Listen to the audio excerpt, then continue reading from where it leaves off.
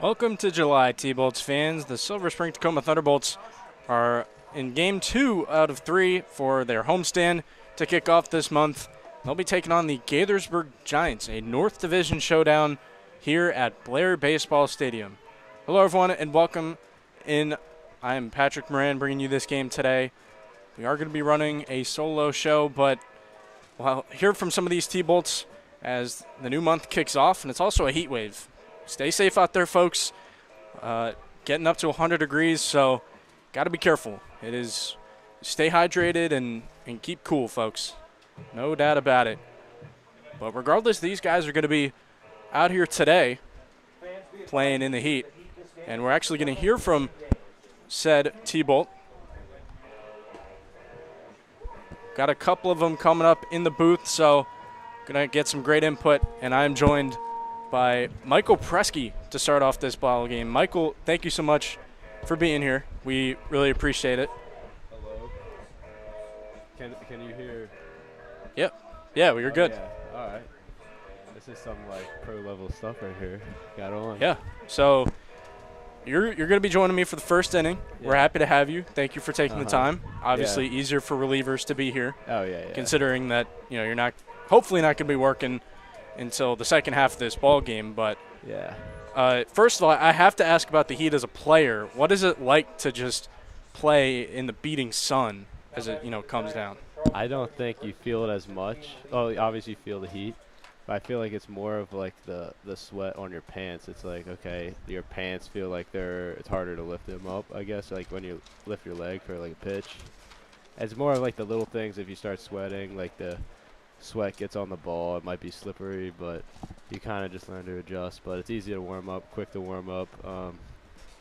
Yeah, I feel like you throw harder in the heat, so I'd rather throw in the heat than the cold. So more adrenaline rush for you would say? Yeah. All right.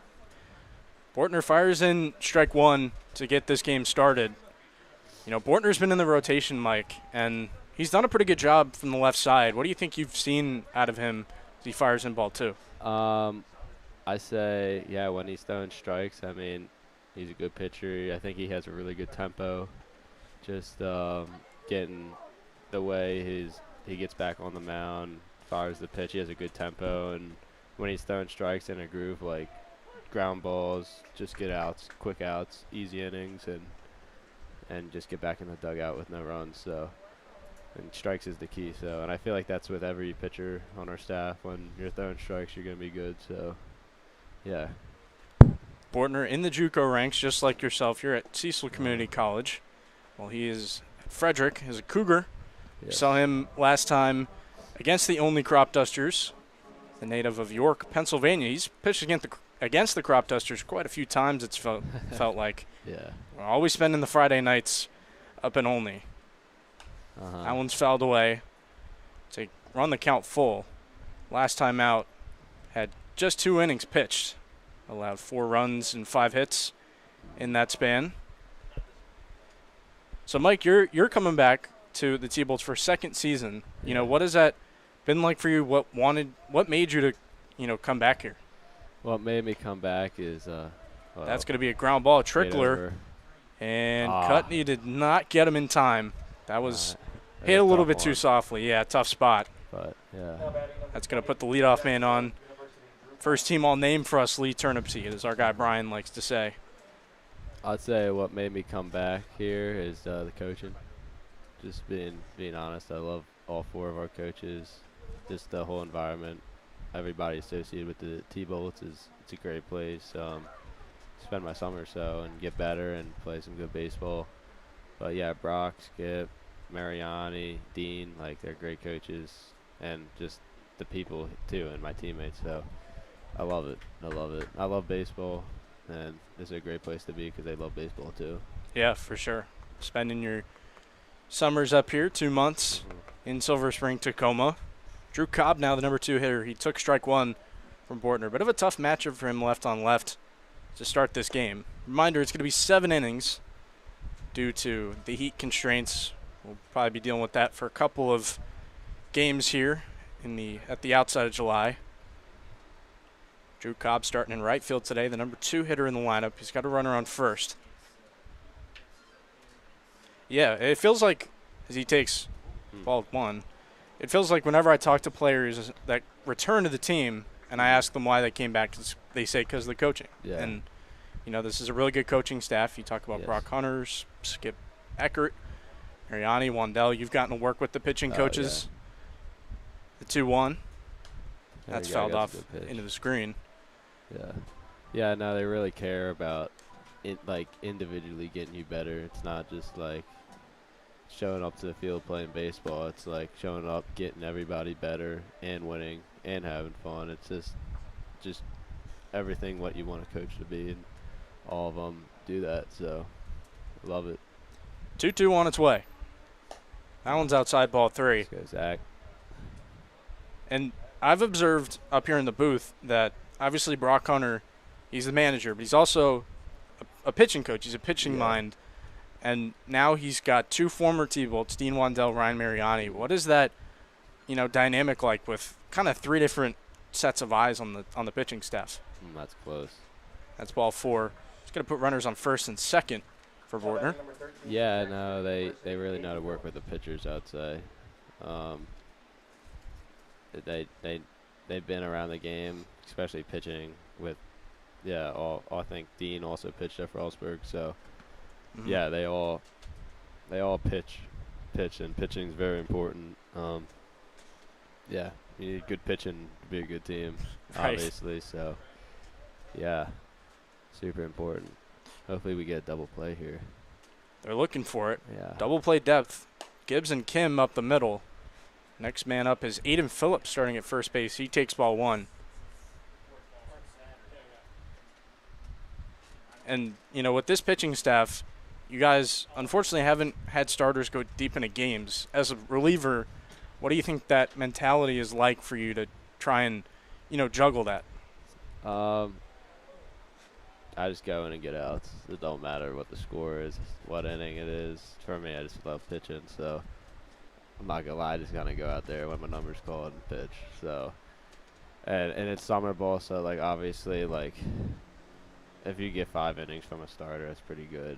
Because it's like some people are on pitch limits and stuff. So, yeah, I'd say go in. Both runners are off. They're pulling off a double steal. Nice throw by Schmelzer, but it was too high. Now the runners go to second and third with nobody out. Bortner immediately dealing with traffic.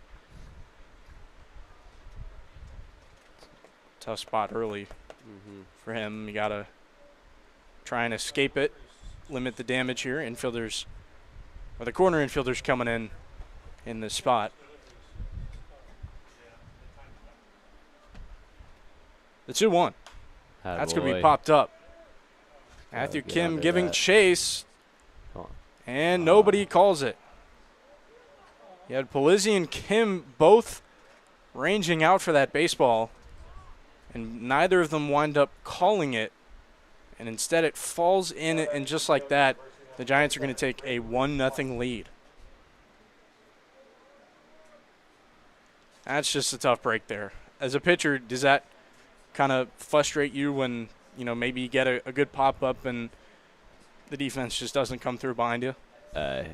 Everybody, it's like, obviously you don't want that to happen, but those plays happen. You just keep pitching. I mean, you just control what you can control and just go focus on the next pitch. First pitch to Ruiz Weiss in the dirt. That dude at first base is jumping off. He just kept bumping, jumping. He do like a nice little quick pick. It'll get him, hopefully. Kind of tough for you because you're a right-hander. Your back is towards first base. Do you think that changes anything about the approach for you in a spot like this? I know Cut would sometimes yell like a color, and then if I hear the color, I'd just pick off or something like that if they jump off. But obviously they keep doing that. You just kind of pick off and time it. I don't know. It's a lot of like peripheral vision. You just got that feeling that they're like, oh yeah, sixth sense almost. Yeah. Yeah.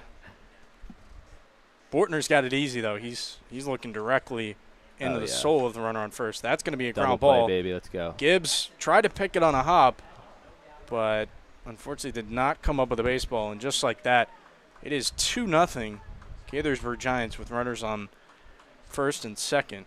Brock Hunter's going to get a word with Bortner. And you go back to that pitching coach conversation. You know, what do you kind of see from Brock Hunter as a player communicating with the pitches? And do you feel like you work with him a little bit more, or with, you know, maybe some of the other guys like Wandell and Mariani? Yeah, all three of them they all helped me. They got knowledge. I mean, obviously all of them. Yeah, they'll see something, they'll say it. They're not afraid to say it. They'll tell it to you straight and get you better. Especially like every inning or something, they'll like, hey, you see something, they'll tell you it. Yeah, obviously we gotta lock it in here. It's probably a lock-in talk, you know what I mean? Like, let's go. Drew Jordan will wait on the first pitch from Bortner. He will get that out into the gap in left center. They're going to send Phillips home, but they will hold Maurice Weiss at third. Yo. So once again, runners on the corners. I'm first out. I might have to go down there. First out of the bullpen. Yeah, I got you. No worries. Yeah.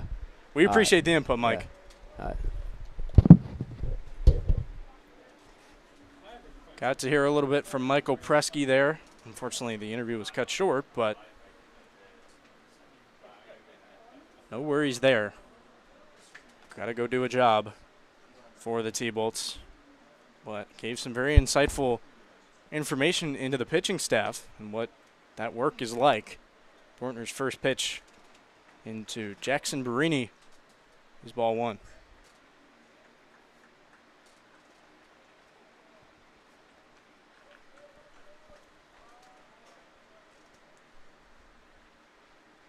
Still runners at the corners. Runner takes off for second. That throw is well in time. That does concede the run, putting the Giants up 3-0 here in the first. But a great throw by Schmelzer to gun him down at second. That was Drew Jordan taking off on that pitch.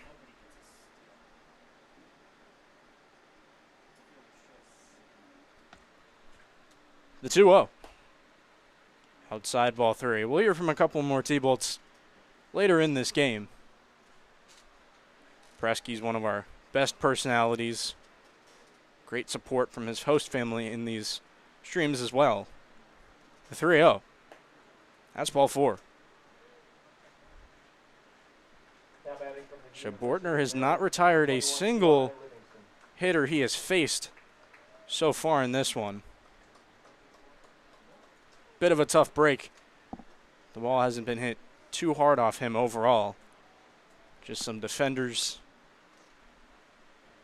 getting crossed up, some miscommunication. That happens, and it's part of the game sometimes. First pitch to left fielder Eli Livingston will be ball one.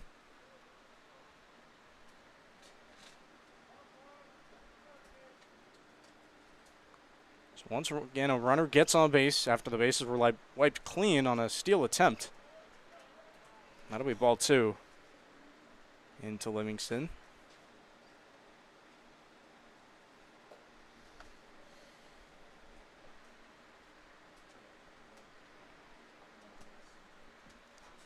Bortner checks the runner. Nolan Cutney holding him on at first. That is in there for a strike. Already had a mound meeting in this game.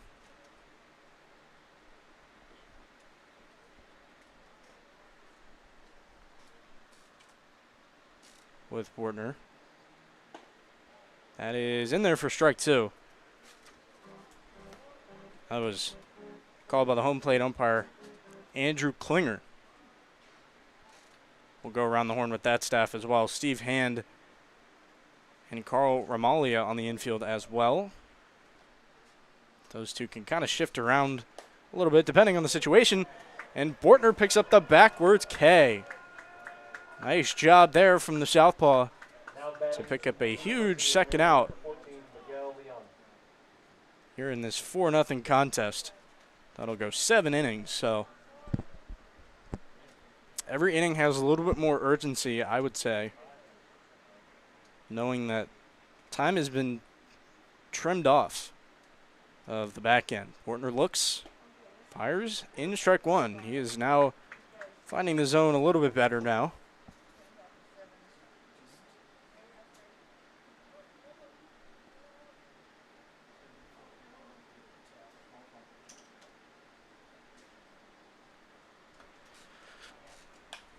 That'll be popped up by Miguel Leon.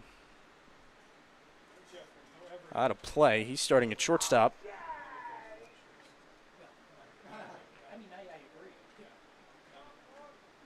Giants have picked up 4 runs on 3 hits so far in this game.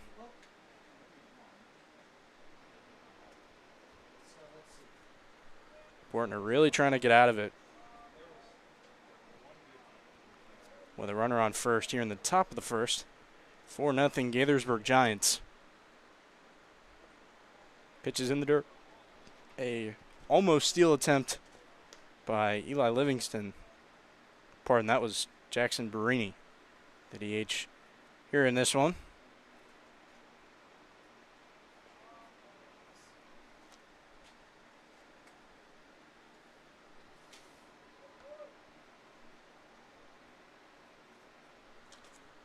One, two.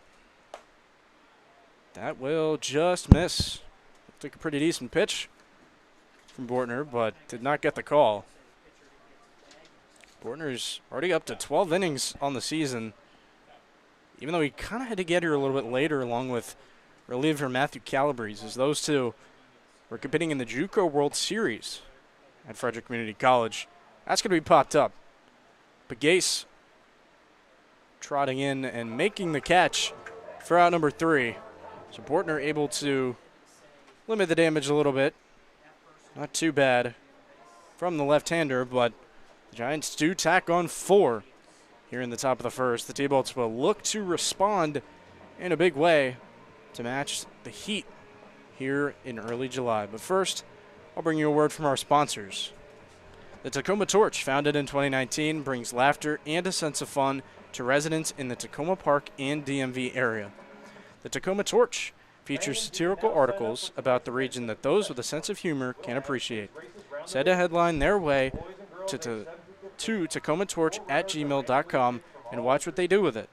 The Tacoma Torch is on the web at tacomatorch.com. The Tacoma Torch, a proud supporter of your Silver Spring Tacoma Thunderbolts. Nando's Peri Peri Chicken on 924 Ellsworth Drive in Silver Spring is the best chicken in the world because it uses peri peri sauce. From chicken on the bone to wraps and sandwiches, along with salads and veggie options, Nando's is your choice for great food. Nando's Peri Peri Chicken on 924 Ellsworth Drive in Silver Spring is a proud supporter of your Silver Spring Tacoma Thunderbolts.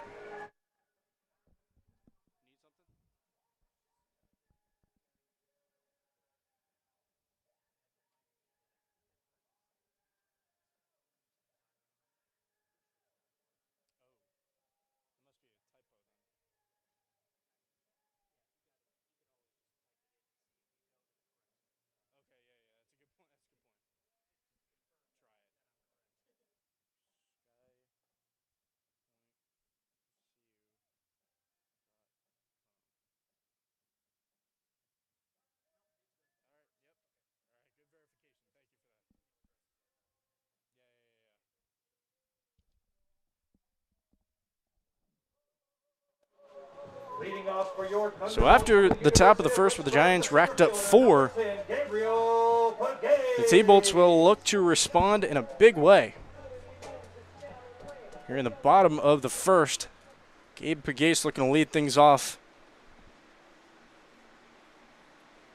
for the T-Bolts offense. He's making a strong all-star campaign here in Silver Spring, Tacoma. We up here in the booth think that he is well deserving of that nod to go to Shirley Povich Field right in the middle of the season, and he'll take ball 1.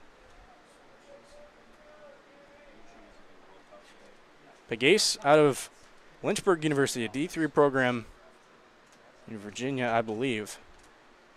But he is playing way bigger than his collegiate level would indicate. He's backed off the plate there, ball 2.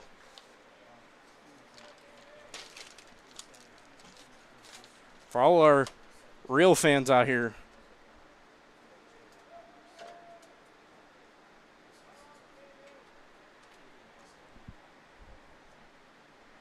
Pegues might remind you of a major leaguer, at least for me.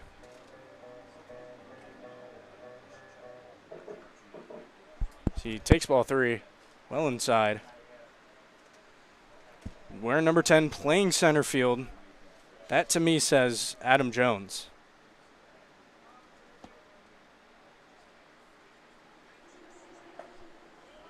3-0 in there for a strike.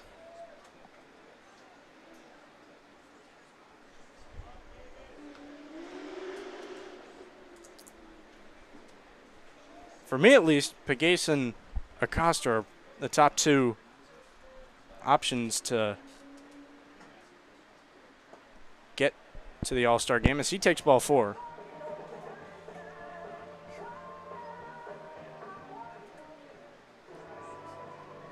Now batting for the Thunderbolts from the UMBC, your first baseman, number 14, Nolan Kutney. My apologies, folks. That was a private stream this whole time.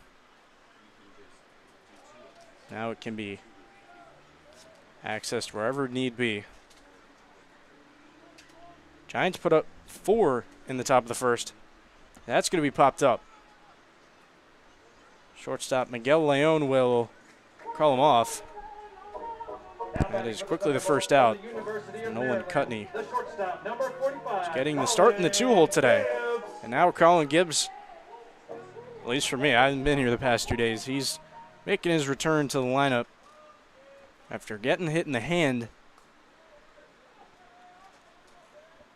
at Metro South County. Pegues is off. And he's going to be into second safely. Well done there from the center fielder to get a good jump and swept the base, now putting him in scoring position. Sure, Gibbs is looking to get back to being an everyday player.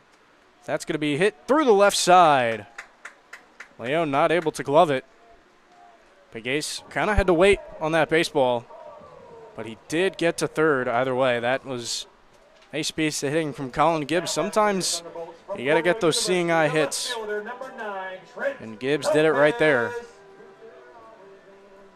And now it'll be Trent Lopez making a start here today.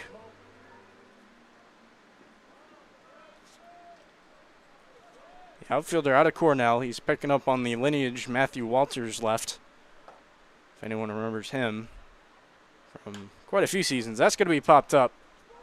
Might be deep enough to tag. Reese Weiss catches it. He's going to fire into home, and Pegues is safe. The T-Bolts get one back.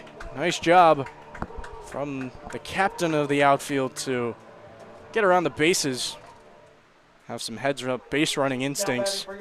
And just like that, it is 4-1 now. And if the T-Bolts can keep this momentum going, you never know what can happen.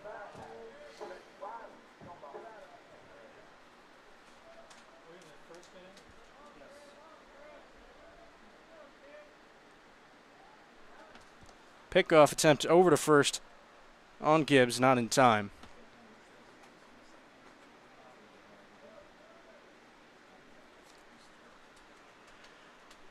Pouvel out of Rider University.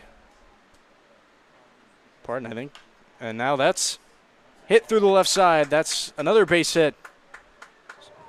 Second single of the inning for the T-Bolts. They've got runners on first and second. They're setting up Matthew Kim quite nicely. From Hampton City University, the second baseman, number 2, Matthew Kim.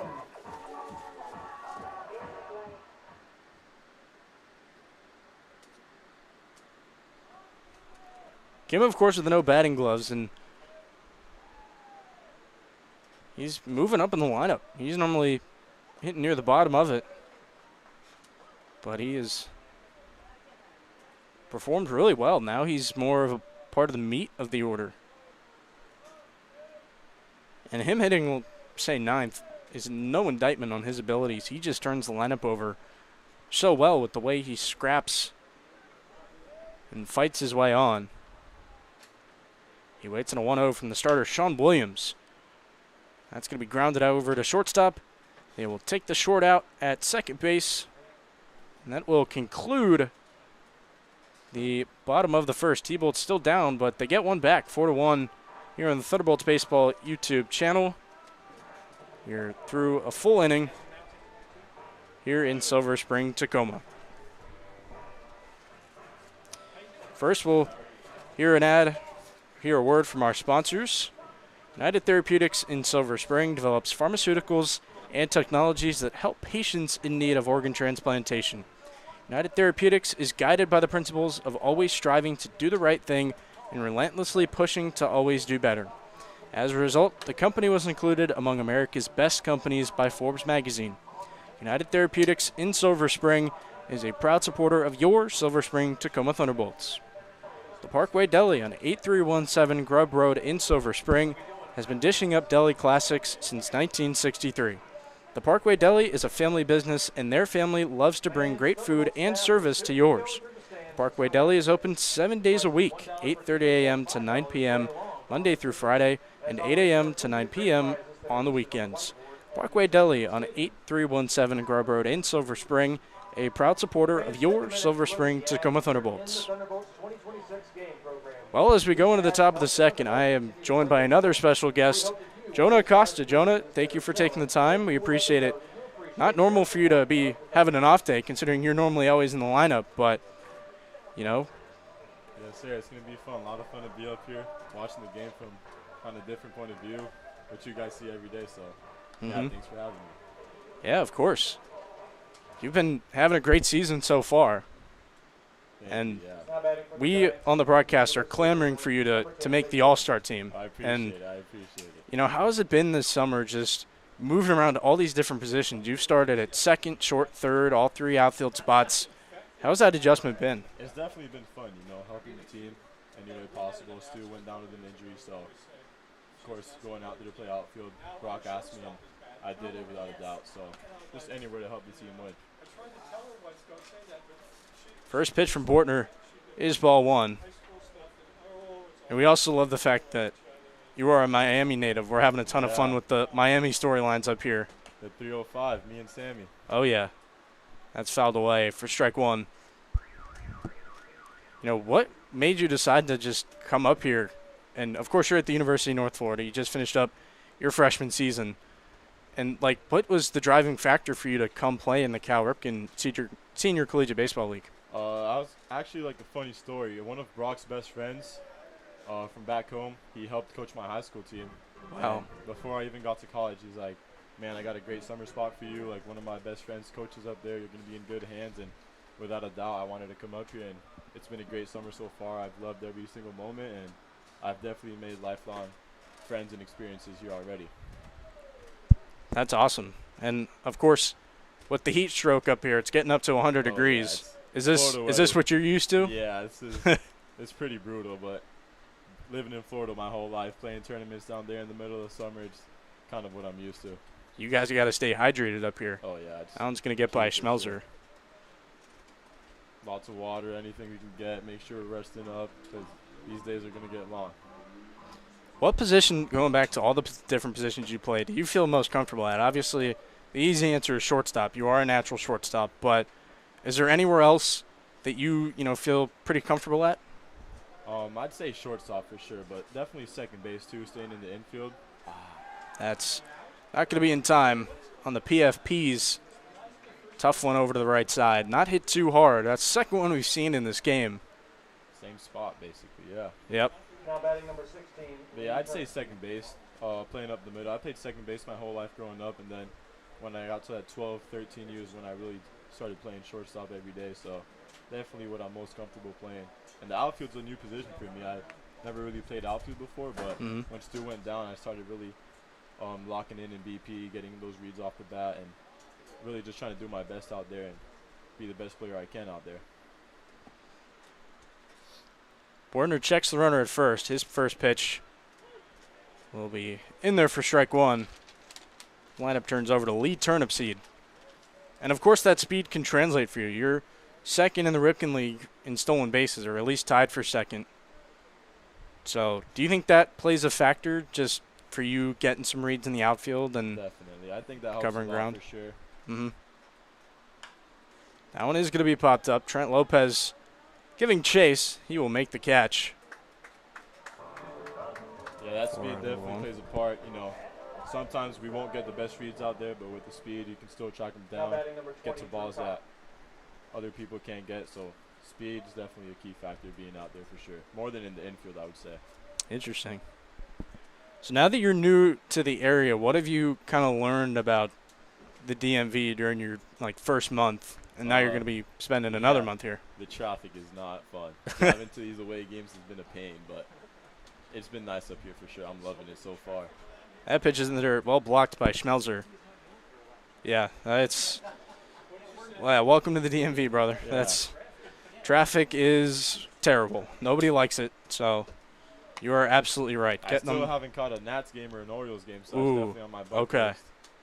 Well, you can easily get to the Nats. They're not too far from here. Just get on. Definitely got to catch a game. That one's going to be upstairs, well, too. My recommendation would be get on the Metro, go find a stop, and then make your way to the Navy Yard. It's going to take one switch onto the green line, but really easy, and it's great experience. Nats Park a couple is. of the boys to come with me and catch a game out there for sure. Oh yeah, and then Oriole Park is one of the best parks Oh yeah. in baseball. I was just there the other day on my off day, and I'm still in awe of its beauty, even though I've been there so many times. They do get one, but that is thrown away by Gibbs. It's going to go out of play. I mean, it was not running too hard. I think that stayed in actually. Oh, yeah, it did. It did. He was just jogging off the field. I thought he was going to third. Tough out here. But since you're from Miami, do you follow the Marlins at all? Are you a Marlins fan? My favorite team, man. My favorite teams are all the Miami teams. I gotta stay loyal to them, but yeah, they've been playing good ball as of late. It's been fun to watch. Bunch of young guys. It's been fun for sure. And of course, the Heat fan, the Giannis shade. Exciting for sure. Of course, we've talked about that. The Miami Heat with you and Camacho. Yeah, that duo, the Miami duos. First pitch is in there for strike one. Aiden Phillips takes it. Start his at bat.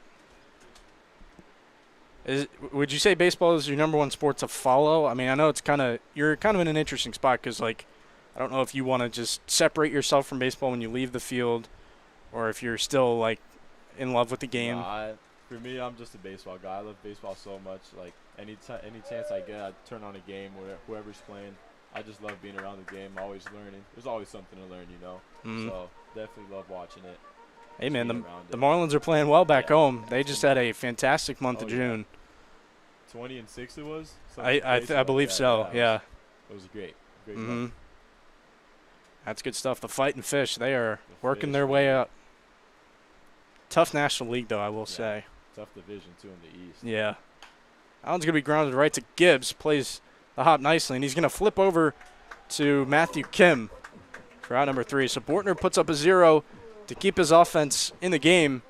We're here with Jonah Acosta on the broadcast. We'll take a quick break, but we'll hear a word from our sponsors first. Silver Spring Jewelry is the Washington area's only complete jewelry store with a staff of 13 jewelry associates and 8 goldsmiths. Now in 3 locations in Tacoma Park, White Oak, and Silver Spring. Family owned and operated since 1971, specializing in diamonds, custom engagement rings, repairs, engravings, and cash for gold. Go to silverspringjewelers.com for more information. Silver Spring Jewelry, a proud supporter of your Silver Spring Tacoma Thunderbolts.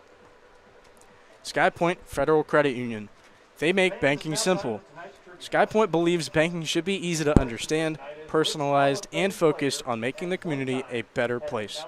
Whether you're opening your first account or planning for your future, SkyPoint has the financial tools to help you hit it out of the park.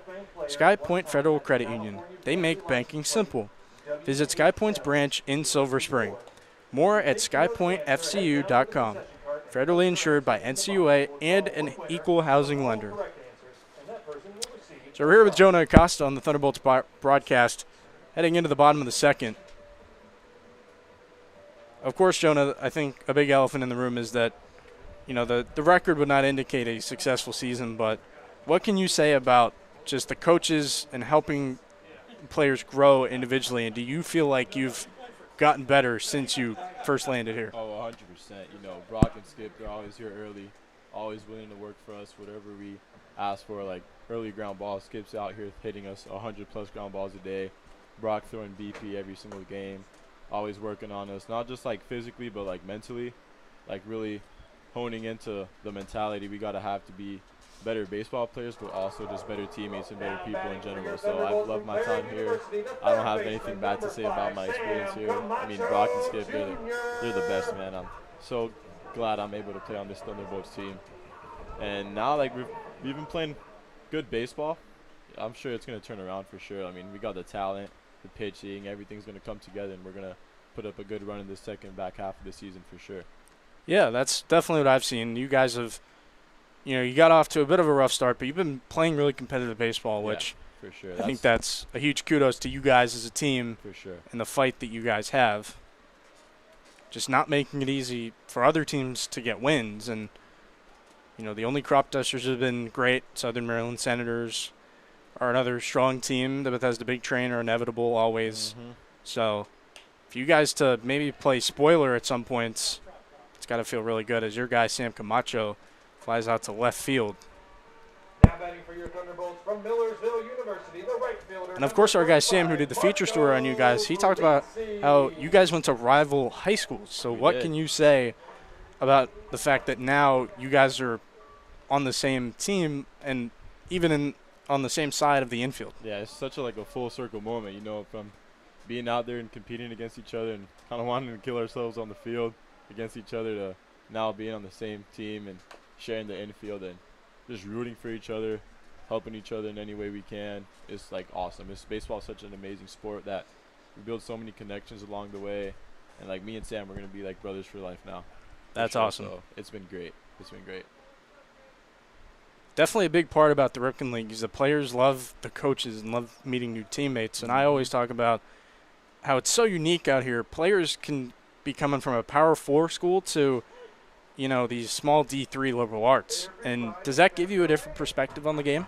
It does, definitely. I mean, there's talent everywhere. Like, coming in here, I didn't really know what to expect, but, I mean, everyone can play. I've been kind of amazed by the talent. There's everywhere. I mean, there's ball players all over the place. It's been great to compete against all these guys. Marco Polizzi rockets one foul. Recent addition to the T-Bolts, just got here about a week ago, I would say, coming out of Millersville University in the PSAC, a D2 program in Pennsylvania. Is there any teammate in particular that has stood out to you or maybe that you've learned a lot from? I mean, it's tough not to talk about Gabe now. He's been on a heater recently, just the way he carries himself. He shows up to the field every day ready to go. I mean, that's the guy right there. That's someone like we can all look up to and kind of follow his lead. And he's a guy that leads by example, and that's a great example to follow. Yeah, he's also had a tremendous season. You two have kind of been a 1-2 punch at the top of the lineup. Yeah, it's been fun up there sharing the lineup, passing it on to him, and even hitting behind him now. He gets on, steal a bunch of bases, makes my job easier as a hitter. It's been fun to watch from our perspective on the broadcast. Appreciate you guys. Thank you. Yeah. You know, you can lead off, steal a base after a walk or a single, as that's all one to Schmelzer. And the next thing you know, Pagase is hitting a double or a homer or whatever he's doing to drive you in. That's an auto run. Lots of fun. Yeah. The 1-0 on its way from Sean Williams. That is high and tight. Ball 2. So now that the heat is settling in, it's going to get over 100 degrees here in the DMV. Are there any methods that you have? Of course, you grew up in the heat, so you can kind of bring some of your tactics back out, maybe when you didn't even expect to. Definitely staying hydrated, and that's the main one, just drinking as much water, Gatorade, whatever we can get as much as possible. And also, like, the cooling towels. Mr. Sterling here, he hooked us up with the towels. I mean, that's also a big cheat code, I would say. So that's definitely the secret method, I'd say, to staying cool in this heat. Schmelzer's worked a 3-0 count against Williams. 2 outs. He will take strike 1. He was ready for ball 4.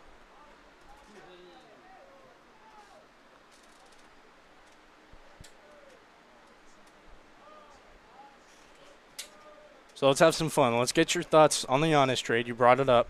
Giannis went to your heat. Felt like a hefty return. It did. That's going to be strike 2 and a Schmelzer. What were your thoughts on that when you saw that come across the ticker? I mean, it's always great to have like that star player on your team, but we did give up Tyler Hero, a bunch of young guys, Khalil Ware, but we're gonna make some additions. We picked up Tim Hardaway Jr. already, so surrounding Giannis with some shooters, space out the floor, hopefully make a deep run in the playoffs this year. But man, how can you not be excited about Giannis being on the team? It's gonna be great. I'm definitely gonna have to catch a game when I'm down there, whether it's winter break or whenever, but definitely can't miss Giannis and Bam. It's going to be a lot of fun to watch. I'm not going to lie. Bam putting up 83 points against the Wizards was not expected. That's going to be ball 4 to Schmelzer. He'll take his base, 2-out walk. Nice at-bat there from the backstop. But, yeah, as Wizards, it's tough being a Wizards fan sometimes. Not going to lie to you. But hey, the #1 pick, we were all excited down here, and yeah. Lineup's going to turn over to Gabe Pagase. He will take an at-bat for the second time today in center field.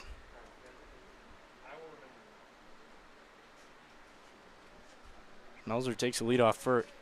Schmelzer is going to be heading down to the Sunshine State as well, Gulf Coast State. Gulf Coast State. Community College, and he will be safe. Nice stolen base from the catcher for the T-Bolts today.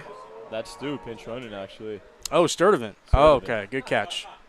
I heard them say his name. Yeah.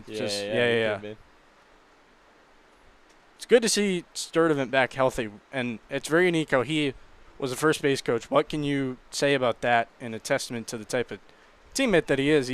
Regardless of the fact that he was hurt, he was still contributing. Yeah, I mean, not being able to go out there and just be on the field is tough, but he found a way to help the team out and coach first for us. Big Ace flies out to right field. That will conclude the second inning. And no runs come across for the T-Bolts. 2 zeros here in the second alongside Jonah Acosta. Jonah, it's been great to talk to you. We appreciate you. It's been a lot of fun. Spending the time. Yes, sir. And will you be sticking around one more inning, or you? I'll come up later. I'll come up later in the game. All right. We'll be back in the dugout supporting the boys, so I'll be back. We respect it. We appreciate you, man. Yes, sir. Thank you. We'll hear a word from our sponsors as Wartner goes out there for the third. Ben Norkin of Ben Norkin Architecture at 7204 Trescott Avenue in Tacoma Park, Maryland, helps people turn their dilemmas into their new forever home. Whether it's a renovation, addition, or a new home, Ben will assist you in picking colors and finishes. He'll explain building codes, zoning requirements, and materials that stress energy efficiency. Ben Norkin of Ben Norkin Architecture at 7204 Trescott Avenue in Tacoma Park, Maryland, a proud supporter of your Silver Spring Tacoma Thunderbolts. The AFI Silver Theater and Cultural Center in downtown Silver Spring presents the best in American and world cinema. They show classic American mysteries from the black and white era as well as the most modern digital content from around the world. The AFI Silver Theater also features filmmaker interviews, panel discussions, musical performances, and more. The AFI Silver Theater at 8633 Colesville Road in Silver Spring is a proud supporter of your Silver Spring Tacoma Thunderbolts. So we're keeping it rolling with the guests here on the Thunderbolts Baseball YouTube channel heading into the top of the third with the T-Bolts down 4-1 against the Gaithersburg Giants. I'm now joined alongside Brandon Brown. Brandon, we appreciate you being up here for a little bit of time. Thanks for having me. This is a different view up here. It's pretty cool. I was just going to say, Jonah, one of the first things he said was point out the view. Yeah, this is way better than the bullpen. Better than the bullpen, yeah. Oh, my God. Oh, there's a football on top of the dugout. We've been looking for that. All right, now we know where it is. So Bortner going out there for his third inning of work after a solid second inning. His first pitch to Brady Ruiz-Weiss is in for ball one. So, Brandon, I want to talk to you about Frostburg State. You're coming out of Frostburg, D2 program, out in kind of the Western Maryland area, and it felt like whenever I was checking in on the heat sheets on social media, you guys were flaming hot. Yeah. You guys just had a great spring season. What kind of morale boost was that, to you personally in your baseball career and just overall for that baseball program? I mean, yeah, winning's always fun. I feel like when you're on a losing team, it's kind of hard to keep your love for the game, but just grounded over to Cutney. Attaboy, Cut. And There you go. there you go. Steps on With first. that, good boy. But First yeah, out. Yeah, it's kind of tough to keep the end goal in mind of playing the game you love. But I mean, winning 17 games straight is always it's always going to be fun, especially when a lot of those games are not like easy wins. Yeah. Like Seton Hill was a pretty tough win, and that was one everybody chipped in. So, as an individual, it's why you play the game. It's super fun, and then as a team, we just couldn't get enough. It was looking forward to coming to the park every day. That pitch is upstairs from Bortner, ball one. So for you, you're a rising senior, and how did you find this opportunity to come play for the T-Bolts?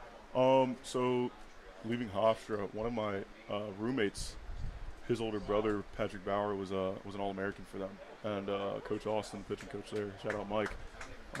He actually tried to recruit me out of JUCO. So just kind of stars aligned, and went on a visit, got to know Coach Mike a little more and Coach Williams, and just kind of felt like a no-brainer. But yeah, I'm super thankful for those guys for giving me an opportunity. I'm excited to get back to the fall too. That's awesome. Bortner gets the foul ball on Drew Jordan, who's starting at third today for Gaithersburg. And Brandon, unfortunately, I don't know who to root for here. Is this one of your guys? This is one of our guys. Oh, He's nice. a really good player. That's going to be fouled off as well. Yeah, it feels like a bunch of Frostburg guys, sprinkled around this league.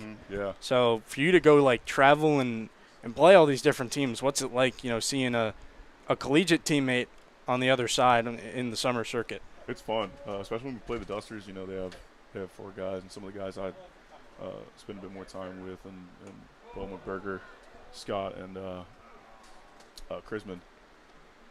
So seeing those guys is always fun. You like to trade back and forth, have fun with it. But end of the day, we'll go shake each other's hand and talk about whatever happened in the game. But yeah, it's cool to see. Really cool. 2-2 inside. Oh. They're going to get him on strike three. They'll ring him up. A great pitch from Bortner. And he's going to pick up out number 2. So he has really settled in after a 4-run first inning. Yeah, he's shoving it. I think that was a good inside heater there. Absolutely. And, of course, still on the Frostburg note, you get to play with your guy Mason Kelleher. Yeah. Who's on the squad as a catcher. Yeah. Yeah, Mason's a trip. He's really fun to be around. Yeah, one of those guys you look forward to seeing when you come to the ballpark for sure. Good player too, really good player. Oh yeah, he's hung around the batting average leaderboard in the league for quite a while, so he's done a great job. Yeah, absolutely. He's put good work in too. Oh, that one's gonna be ball 2. That's a good question. Was it in? Yeah, fair enough. Yeah, good take. It's a good stick by Kai. Had me fooled. So unfortunately, we haven't seen you on the mound in a while, considering that you've been dealing with a little bit of an injury. What is that process like for you? And it's not season ending, because if it was, you would not be here at this point. So what has that journey kind of been like to recovery? And obviously, it's a little bit tough in the Ripken League because you don't have to be out here throwing, and maybe you might be on a pitch limit and such. A lot of different factors into that whole deal. So what has that been like for you to deal with? Definitely frustrating at first, just not knowing what was going on. And especially the way I got injured was could have been avoided, but I mean, just taking it day by day, doing what you need to do to recover, following the regimen, having the right people programming you. I feel like it's all you really need. And, of course, anyone I've ever talked to on this team always talks about the coaching staff and how great of a job they're doing Oh yeah. with these players. What can you say to that as they've kind of helped you, manage the injury? I mean, as good as you can get from a summer ball coaching staff. I mean, they're super understanding. It was kind of a freak incident with umpires being an hour late to the game, but yeah, I mean, they've been super supportive of me, which I really appreciate. I hope they know that, but I'm hoping to get back here soon. For what really matters is the playoffs. Oh, yeah. But yeah, they've been super understanding, and they do a lot for our guys, and you just got to repay them in the win column a little bit, which we've been struggling to do, but I think we're figuring it out here a little bit. Is it unique from your perspective to be working with a head coach that's also a pitching coach, and then he kind of has two guys that are working in collaboration with him in Mariani and Wandell? Mm-hmm. So that swung on and missed. I mean, yeah, it's really cool to be able to pick guys' brains, especially because they've seen them having pitched at different levels, Coach going to Coastal, and then Dean being Frostburg guys. Yeah. And then Mariani being a really good D3 player. I think it's cool to kind of see all the different levels and the different experience you get from those guys, so picking their brain and just really learning from them. Pitch goes inside for 3-1 count. And, yeah, I was going to say, Dean Wandell was at Frostburg. Have you guys connected on that at all? Any overlap? I talked to him a little bit about it, but we haven't really had who do you know? Who was there when you were there type of conversation. But we have talked about guys we know in the past. So we'll have more conversations the rest of the summer for sure. That's cool. And maybe a bit of a same philosophy, considering you guys are in the same headspace and in the collegiate programs and such. Schmelzer goes out for a mound meeting with Bortner.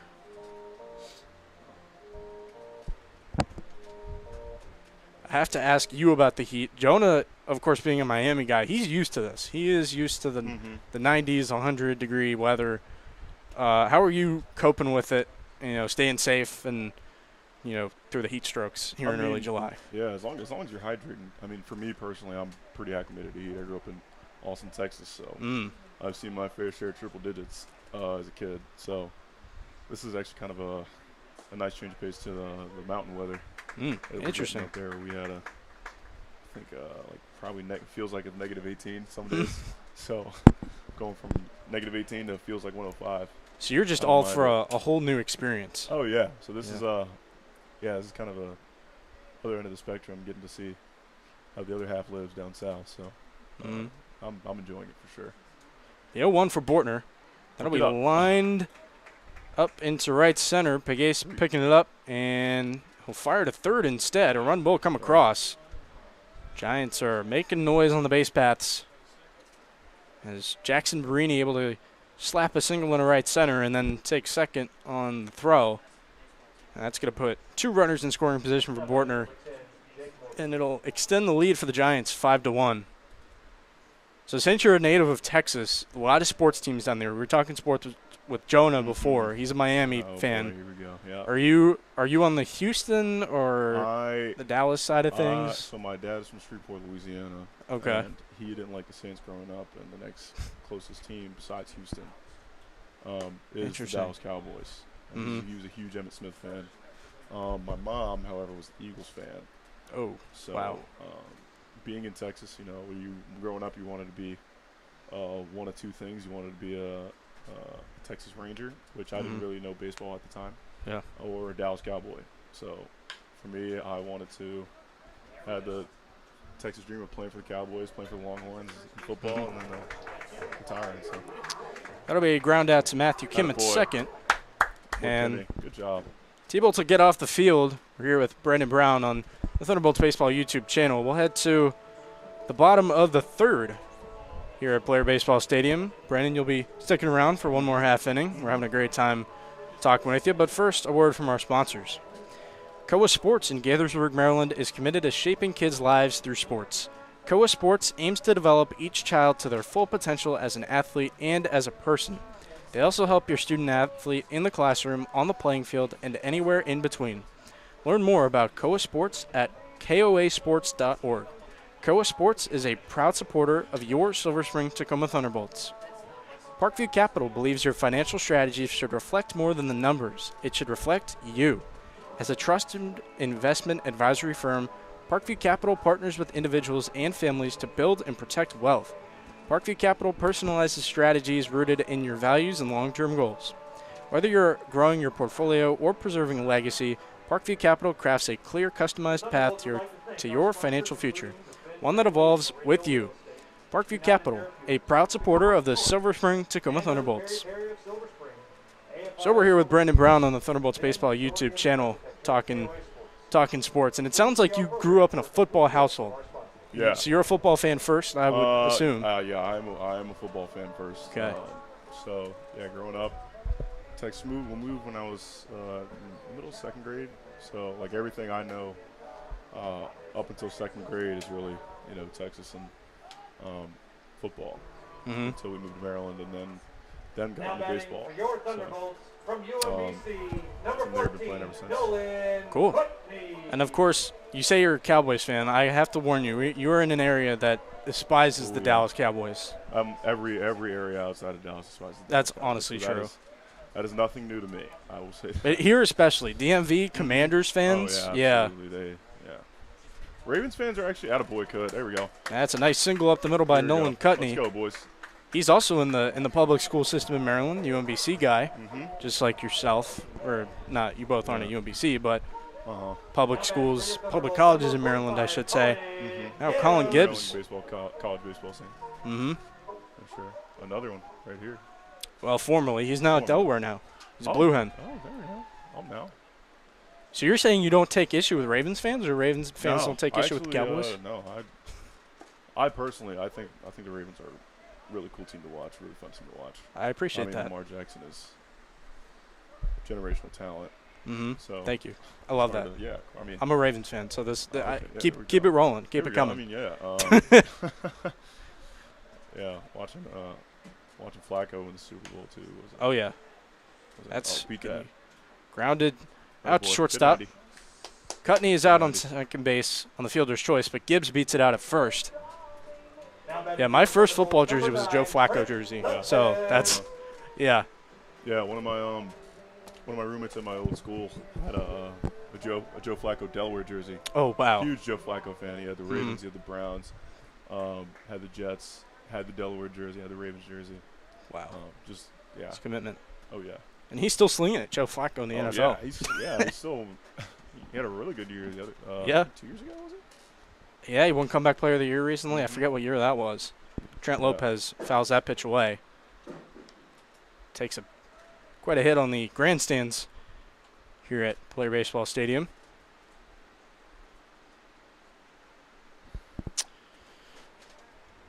And then do you also is college football a big culture thing for you, or just you're mainly NFL? Yeah, college football I'd say probably not as much now, but in the past has been like through and through supporting the Longhorns. Okay. So I remember going to in games and watching games as a kid back when that got him. There we go. Gonna be a hit by pitch for Trent Lopez. Did clip him. Might have gotten the jersey, but regardless, he's on first base. There we go. And Gibbs was off on that pitch, so. Come on, Griff. Hey, man, Arch Manning, he could be the number 1 pick coming up soon enough. He's a really good player. Yeah. For sure. He's got the pedigree. He's had the spotlight on him for a long time. Spotlight on him since he was in high school. Yeah. Sure, so. Yeah, I'm hopeful. We've been pretty good these past few years, so I'm hoping we can just maintain it. Good ball. Puval will get that out to the right center gap, but that is tracked down by Drew Cobb. That was a great swing from Puval. I like to call him a tool shed. He's got a lot of tools in his back pocket. Oh yeah. He can run like a deer. It's really fun to watch. Watch him in between innings. Yeah. Just keeping his legs warm. It's like he's taking 3 steps. He's back from the foul pole. It's ridiculous. Yeah, he's just a heck of an athlete. This will be Matthew Kim at the plate now, getting the start at second. moving up in the order. Good player. He is a good player. I've seen him for a couple summers now. He got here when I started calling games for the T-Bolts, and it's been a joy to watch him for the past few years. Kind of a scrapper. I don't know if you see that, but Not kind of. Kid hustles. We love it. No batting gloves, too. No batting gloves. Yeah. Just gritty. Mm-hmm. Just a gritty player. So, going to on-the-field stuff now, or baseball-related stuff, what was your goal when you got to the Ripken League? You know, what arsenal did you want to work on? You know, maybe get better at a few things. That's going to be a heads-up. There we go. Heads-up base running. Trent Lopez and Colin Gibbs catch Sean Williams with his guard down, and they're going to be both in scoring position with 2 outs. This could be a great chance for the T-Bolts to come back in this game. A little barrel here. Sorry, what was your question there? Yeah, of course. Yeah, we got caught up in the traffic. But when you got here over the summer, what was your goal to maybe improve your arsenal, if you want to dive deep into that? Or Yeah, I mean, it wasn't necessarily as much of a tweaking the arsenal as much as it was, competing in the zone with it. Been struggling a little bit with the walks, but first few outings I felt pretty good. Numbers-wise, not necessarily what I want it to be, but in terms of my misses and what I'm trying to do with the baseball, I feel like I'm getting a lot more confident with execution, and that's been my main goal this summer. Stuff-wise, I don't really have a problem. Just trying to tag guys, stay on offense. I always like to say that the Ripken League isn't all about the results on paper, right? It's what you can improve on, what you can work on with coaches, and maybe more individualized attention. And it seems like you're taking that away and just trying to hone in on the command a little bit more. Yeah, absolutely. Oh, good Swung on and missed by Kim. Good pitch. He was hunting for it. That was dotted. Oh, yeah, wow. That was dotted. Perfect So in the corner. it's tough for us up here in the booth, but if you want to give us a quick synopsis of what you throw in your arsenal. Yeah, so I'm a pretty big north-south guy. Okay. I'll ride a four-seam heater, top of the zone, and then work a change-up. Oh, my. That's popped up by Matthew Kim, and it will That's it. be a sliding catch by Brady Ruiz-Weiss. Great play by the center fielder, and the T-Bolts do not get anything across here in the third inning, We're cooking. They were close. Had some traffic on the base paths. You love to see it.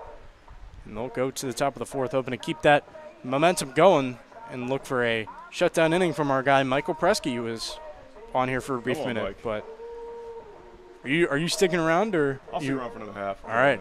Yeah, you can talk more about your arsenal. You kind of got cut off there. But before we see Presky on the mound, we'll get a word from our sponsors. Dan Metcalf has long been a supporter of the Silver Spring Tacoma Thunderbolts. Now he's at a new location, the Finn Family Group of Perennial Real Estate. If you want to find that perfect home in the perfect community, the Finn Family Group is for you.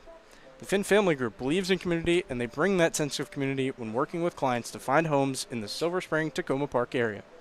Call them today at 301-450-6999. The Finn Family Group, a proud supporter of the Silver Spring Tacoma Thunderbolts. Athletic House on 18952 Bonanza Way in Gaithersburg, Maryland, is a promotional product distributor making mugs, pens, and T-shirts for advisors, or advertisers. The Athletic House can supply your company with every possible promotional product from 3,000 suppliers. With so many ad specialties available, the Athletic House can help leave a lasting impressions with your customers, and they will help create long-lasting relationships with your client. Athletic House, a proud supporter of the Silver Spring Tacoma Thunderbolts. So here with Brandon Brown here on the Thunderbolts Baseball YouTube channel, you were talking about your arsenal. You look to be a north-south guy. And I heard you say the fastball and changeup combo a little bit. Yeah, changeup. Don't throw it as much. More so to lefties. And then slider curveball. Try to throw a harder downer slider that plays off the heater. And then big curve, big breaking ball. Uses kind of a change the eyesight freeze pitch, or a swing and miss pitch when I get ahead in the count. But yeah, pretty north south. Have brought back a sweeper I used to throw just because it's Now batting for a the strike Giants, pitch I can number throw 16, Lee 9 times out of 10 where I want. And saw some pretty good success with that in the first 2 outings, obviously before my shoulder gave out a little bit. But yeah, so a lot of stuff that moves to the glove side. Yeah, plenty of movement coming from you as Michael Preskey's going to enter the ball game. Bortner's day is done Yeah. after 3 innings, and Preskey's first pitch is a strike. You've gotten to spend some time with Preskey out there, and Yeah. you know what is he like? Obviously, he's a great dude to be around. Great guy to be around. Yeah, He's an oddball in the best way possible. I mean, he's that's popped up. He's ultra And competitive. Nice catch. Super competitive when he's out there, which is something you'd love to watch and be around now batting because it number makes you 20, want to raise your Drew floor. Cobb. But yeah, great guy. Really funny. Really, really funny. I don't know if he intends to be or not, but yeah, yeah, really, really fun teammate to be around. it's a good way to put it. And if you say you're a north-south pitcher, I can tell you personally that I'm an O's fan, and I remember back in 2023 watching Felix Bautista, who was like probably the best north-south combo I've ever seen. Buzzing the fastball at the top, and then splitter just completely dropping off a table. I know you said your Arsenal's a little bit different than that, but that when I think north-south, I think Felix Bautista. Yeah, essentially the same, except I'm not, 6'8" or however tall Bautista is, and I don't throw 101, but basically the same concept. Try to deceive guys north and south, and then speed differential. So, yeah, Bautista's a perfect example of that. He was just special. I loved watching him close out games, 2 inning saves, you name it. And now he's gone through 2 arm surgeries, unfortunately. So it's too bad, but he's working his way. It's kind of just the nature of pitching nowadays. Yeah, it's too bad. So when you're getting away from the baseball field, do you still watch baseball at all, or are you separating yourself a little bit more? That is strike there. Rocketed foul. Yeah, long strike. Good way to put it. Yeah, so I watch some baseball. I'm a Yankee fan too. Oh, okay. Which is, I know, a double whammy. See, there we go. No judgment there. I'm a Yankee. So Yankees Cowboys, it's kind of tough. Yeah, it's a tough combo.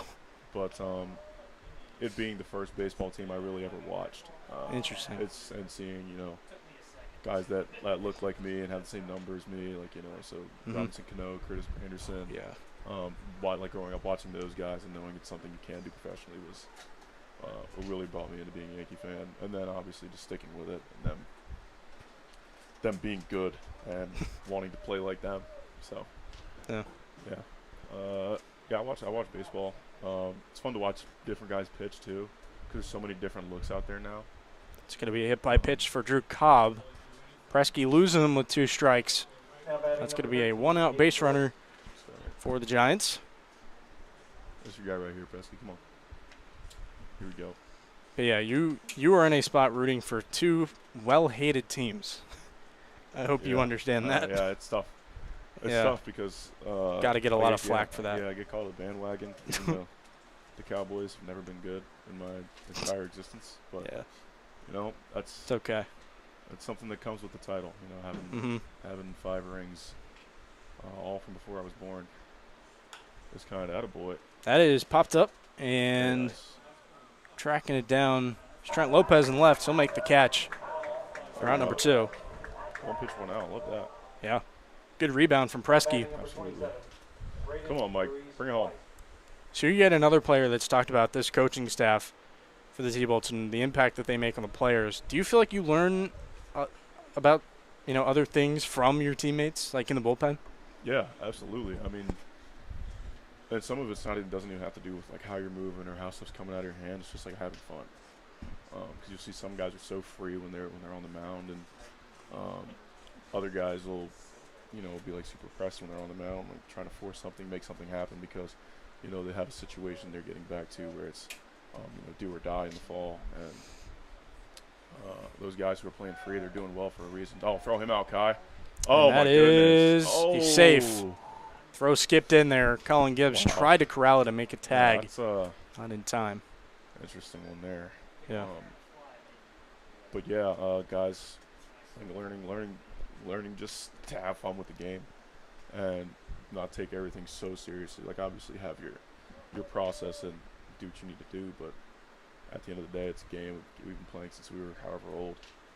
And attaboy. It's grounded over to Matthew Kim. Here we go. And he fires on the first. Brady Ruiz-Weiss retired, and Michael Presky's going to post a scoreless frame. One more quick rapid-fire question before you head out. Yeah. Jonah is not a native from the area, so he talked about how the traffic is brutal in this area as he's learned the area. And you're not from this area as well. So what has been the number one thing you've learned or experienced here? Experience here. I don't know. I really have to think. Something I've learned or experienced. I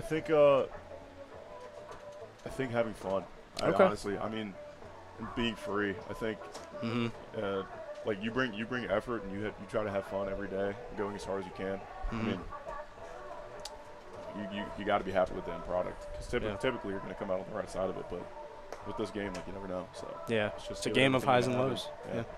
So it's a good answer. Well, Brandon, we thank you for your time. You were with us for quite a while, so yeah, we greatly appreciate it. You gave us some great insight, and we wish you the best of luck the rest of the way. You're hoping to get back onto the field soon. Yeah, hopefully. We hope to see you out there. So we'll see how long it takes, but all right, yeah. Thank you, man. We appreciate it. Thank you. So we got to hear from a lot of different perspectives from the T-Bolts, and now we'll hear a word from our sponsors. The Radio Tire Company on 9101 Brookville Road in Silver Spring specializes in balancing, repair, and installation of your car's tires. The Radio Tire Company has experienced technicians with a commitment to quality service, advanced equipment for balancing and installation, and comprehensive repair options. The Radio Tire Company on 9101 Brookville Road in Silver Spring, a proud supporter of your Silver Spring Tacoma Thunderbolts.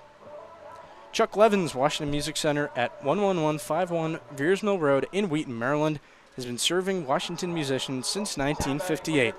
Chuck Levin's is family-run and is famous for instrument sales and its repair facilities for guitars, woodwinds, brass, strings, and electronics. Open Monday through Saturday from 10 to 6. Chuck Levin's Washington Music Center at 11151 Veers Mill Road in Wheaton, Maryland, a proud supporter of your Silver Spring Tacoma Thunderbolts. Well, we're in the bottom of the fourth. Another 0 from the T-Bolts pitching staff. That was Michael Presky we just saw on the mound. And Camacho fouls that one away for strike one. Got to hear a ton of great insight from some of the T-Bolts on this squad, such as Brandon Brown, hoping to return from injury as soon as possible, and Jonah Acosta. And what a great start he's had to the season. 0-1 to his buddy Camacho is fouled away, strike two.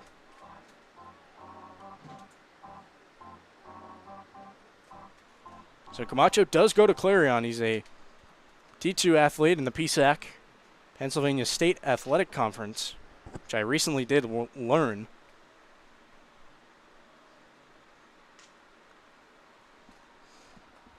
For a Josh Erd feature article, Erd goes to East Stroudsburg. And just in general, as Camacho strikes out, there are plenty of athletes from the PSAC in this league. Now batting for the Thunderbolts, number 35, That is quickly one out for Sean Williams, who has pitched quite well in this game. After allowing one run to start his day off, he's thrown 2 scoreless, looking for a third. And Marco Polizzi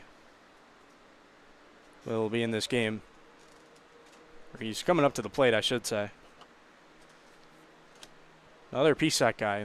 He's at Millersville, though. He will get a tough hop past the third baseman. He's safe. So Drew Jordan couldn't pick it up, but hopped above his glove. And then the shortstop, Miguel Leon, couldn't fielded it, but it was too far in the hole to field it in time. And Marco Polizzi will reach with a one-out knock. I do have to shout out our guy, Gabe Pagase, who was the hitter of the week recently, and of course he's leading off in center field, but just a fantastic look from him. We called his homer in Metro South County. That definitely propelled him to this spot. Sky Schmelzer takes ball one.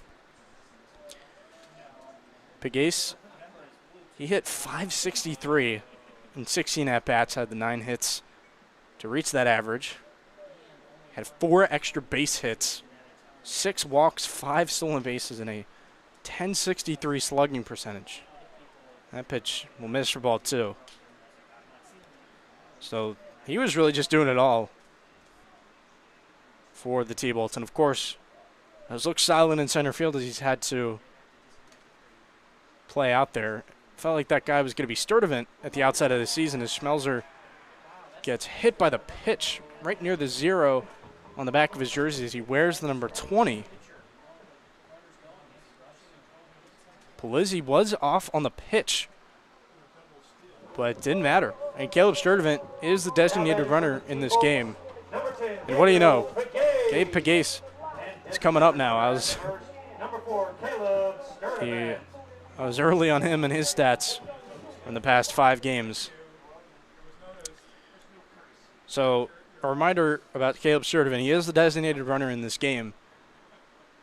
Each team gets that guy per game, and if he has to come in as a defensive substitution, you lose that privilege, in case you're new to the Thunderbolts broadcast. But if you're a recurring listener, you've heard me say that on countless occasions. That pitch, this is to Pegues, ball 1.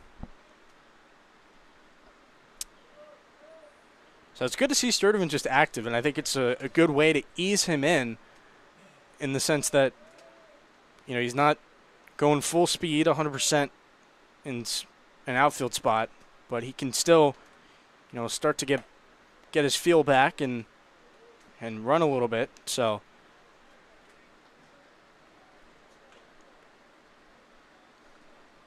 he was scalding hot before he went down and became the first base coach for about 2 weeks, maybe even 3 weeks at this point, now that it's the first day of July. 2-0 to Pegues. That will miss for ball 3.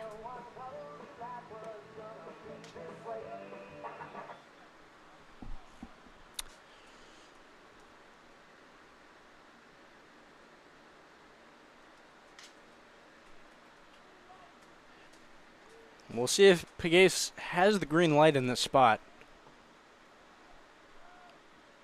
The 3-0 will miss for ball 4. It goes to the backstop. And just like that, the bases are loaded for the T-Bolts. Now batting for the Thunderbolts. Now Nolan Cutney will get a chance in this game. He had an RBI his last time up.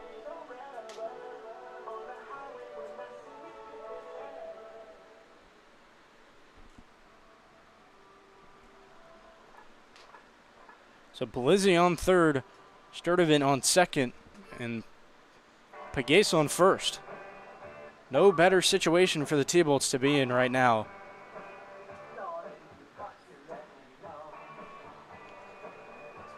Especially with just one out. You could have a productive out. That would be on the lower end of outcomes at the moment for the T-Bolts, considering they're down 4. But you take runs where you can find them.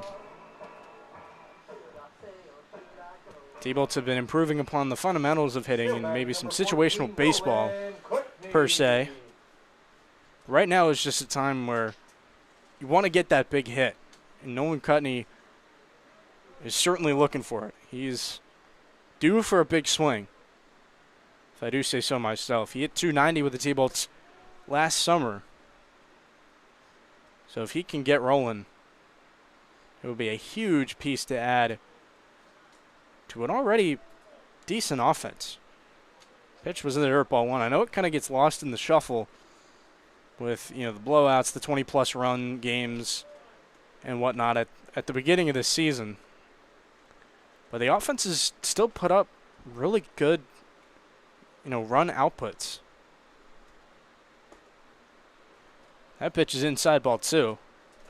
Cutney, a native of Montoursville, Pennsylvania. Right around the Pittsburgh area.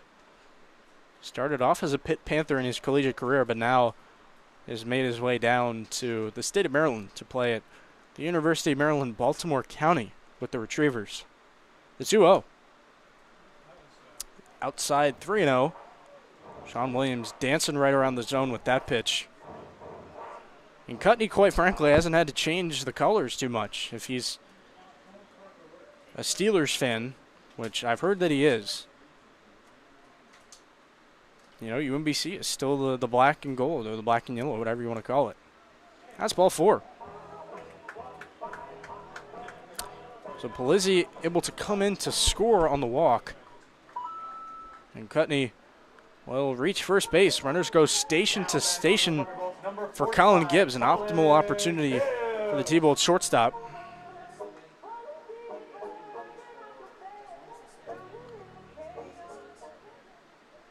T-Bolts inching closer in this game.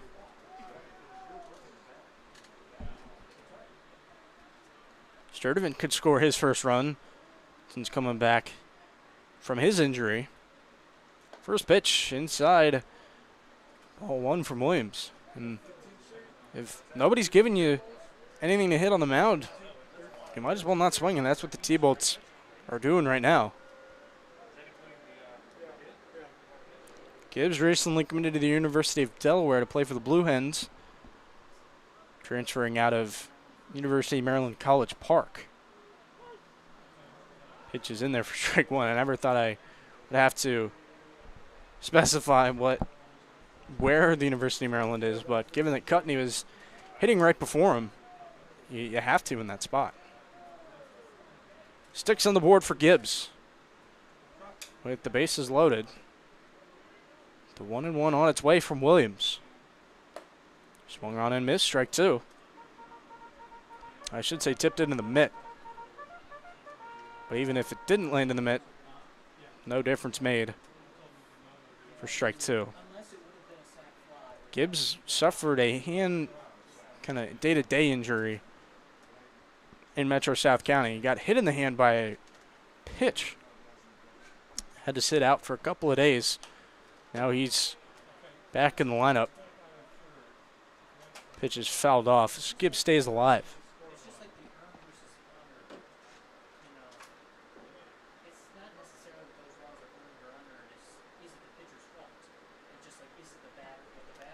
And of course, Michael Presky, who was in this game, his host family has officially entered the chat, quite literally. I always love their support. They have been so good about tuning into our live streams. As Colin Gibbs hit it on a line right to the right fielder, Drew Cobb, and it was not deep enough to tag for anybody. So the situation stays the same with 2 outs. Now Trent Lopez stands in. He has a grand slam this season against the Southern Maryland Senators in Waldorf. So maybe after not seeing the lineup for a couple of days, it seems like that's what it takes. We learned when he was back in the lineup in Southern Maryland at the outset of this year that he had to go to a wedding, so that's why he was missing for a little bit. And next thing you know, he hits 2 homers. So maybe just get the production in spurts. As he takes ball 1. Misses the zone from Williams. We'll close the line on Bortner when the T-Bolts get back into the field. But through all the flurry, haven't gotten to tell you a lot about Sean Williams. That's popped up by Lopez. We'll tell you about him when we get to the bottom of the 5th. That's caught by Brady Ruiz-Weiss. He's been busy out there today. And he secures yet another out, number 3.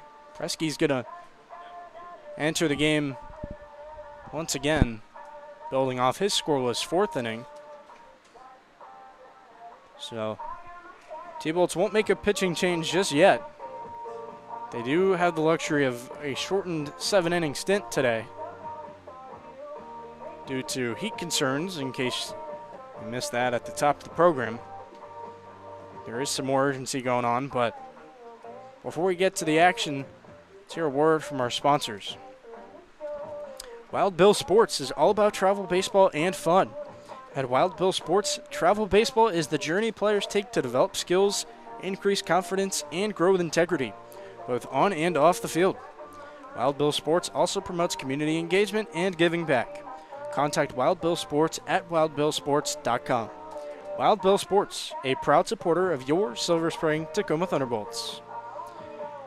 Jay Hollinger's Waterman's Chop House at 8606 Colesville Road in Silver Spring serves up Chop House classics, fresh seafood, Chesapeake Bay oysters, a raw bar, and hyper-seasonal local produce.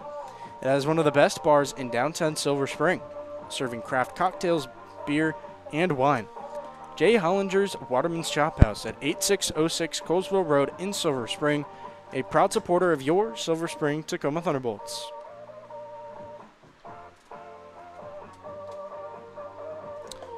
So I know we're an inning late on this, but we can close the book on Bortner. He managed to get through 3 strong innings, allowing 5 hits, 5 runs, only 3 of which were earned, 4 walks and 2 strikeouts, all on 71 pitches. Overall, he looked good. He settled in after a shaky first inning. Now he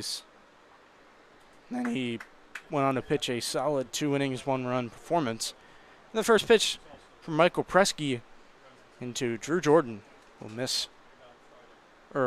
get in there for strike 1, I should say. That's going to be popped up.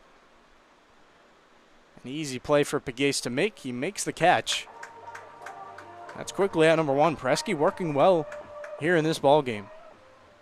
Now batting number 1, Jackson Barini.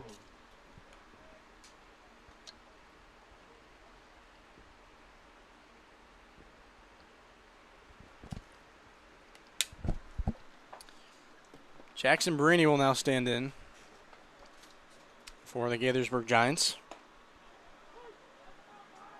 That'll be strike 1 to the DH. Giants coming into this one were 10-14 in the Ripken League. That is just ahead of the T-Bolts. Ahead of the 4 teams in the North Division. That pitch misses for a ball.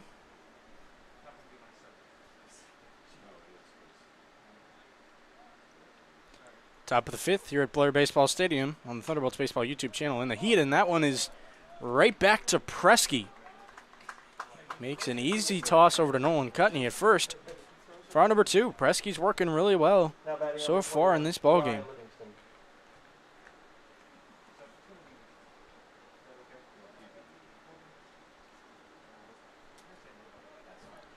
Presky is coming out of Cecil Community College.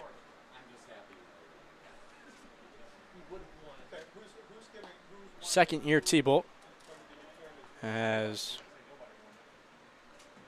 taken for ball 1 by Brady Ruiz Weiss. Pardon, that is Eli Livingston.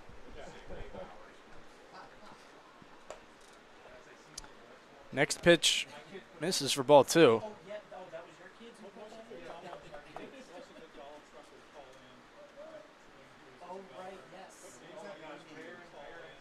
The T-Bolts are seeing the Giants a lot of times this week.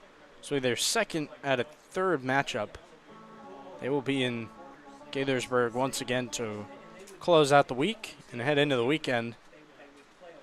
Presky behind in the count 2-1.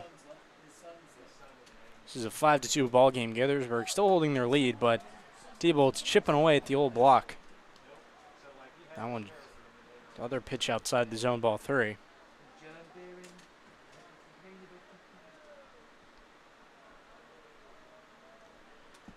Would be huge to get Presky through 2 innings of work, as that's ball 4. Barini's second walk of the day. Now batting number 14, Miguel Leon. Presky seems to be building up in that multi-inning relief role. He's earned the trust of Brock Hunter. He's gotten quite a bit of action this season.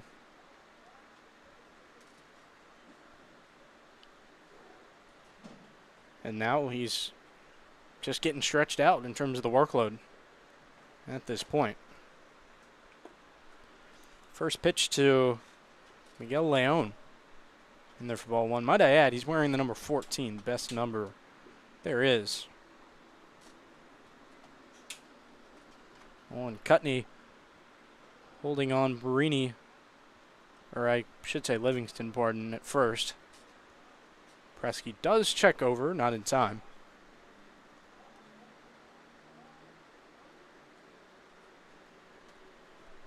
Just a reminder, this is a 7-inning ball game. Presky will look over again. No good. But yeah, 7-inning ball game due to the heat concerns here in Silver Spring, Tacoma.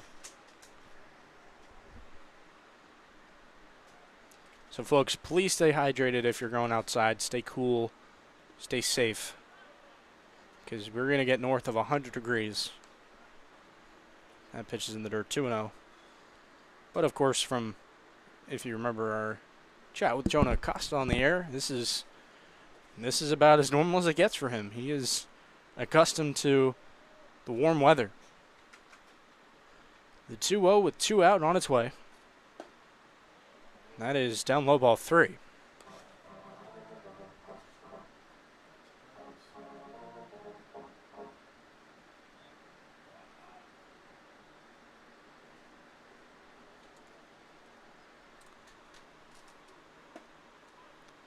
That is strike 1 in there from Michael Presky.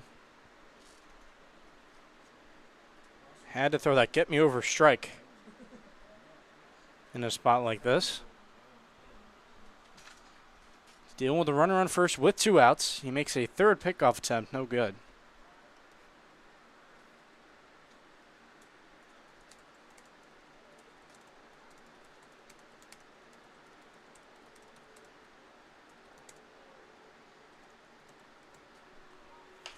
Presky's 3-1 is grounded out to shortstop. Gibbs is going to have to hustle, and he makes the play. That was a tweener tapper to shortstop, and Nolan Cutney making the stretch on the back end. A well-done job there by the T-Bolts infield to collect out number 3, and Presky is a very important 2 scoreless for the T-Bolts to try and keep them in this game so they can get more runs across. Fetch Pet Care at 10111 Colesville Road, number 115 in Silver Spring is your premier in-home pet care service. From dog walks, cat care, overnight stays, pet sitting, and medication administration, Fetch Pet Care provides services tailored to meet your pet's individual needs. Fetch Pet Care at 10111 Colesville Road, number 115 in Silver Spring, a proud supporter of your Silver Spring Tacoma Thunderbolts. The Tacoma Torch, founded in 2019, brings laughter and a sense of fun to residents in the Tacoma Park and DMV area. The Tacoma Torch features satirical articles about the region that those with a sense of humor can appreciate. Send a headline or idea their way to tacomatorch@gmail.com and watch what they do with it. The Tacoma Torch is on the web at tacomatorch.com. The Tacoma Torch, a proud supporter of your Silver Spring Tacoma Thunderbolts.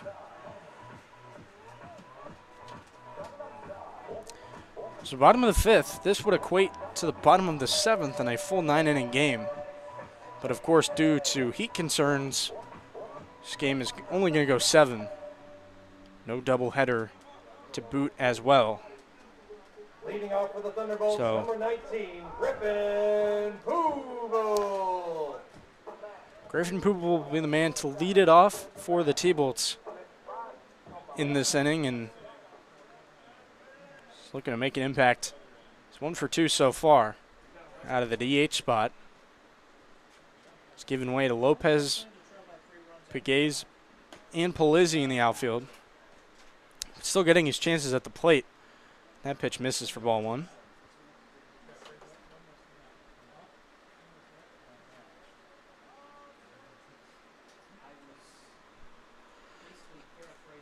Pooble will hit that hard to third. Nicely picked up by Drew Jordan, and the throw will miss. Not in time from the hot corner, going across the diamond. And just like that, T-Bolt's got the leadoff man on. Number 2, Matthew Kim. Next man up is Matthew Kim in the order. He went from 9 to 6. And Brandon Brown did confirm he is a scrapper. Love those players as Pooble dives in safely on a pickoff attempt. Matthew Kim's bounced around in his collegiate career, went from being a Gaithersburg Bullet to Frederick Community College with the Cougars and now with Hampton Sydney and the Tigers. First pitch to Kim misses. 1-0 there. Next one on its way. In there for a strike.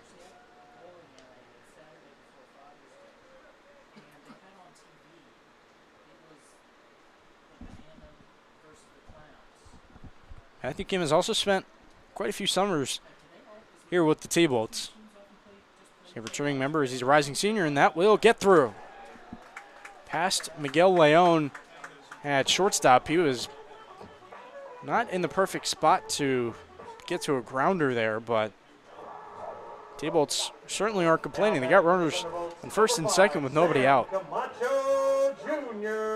Now it'll be up to Sam Camacho Jr., who has had a couple of clutch moments this year. He's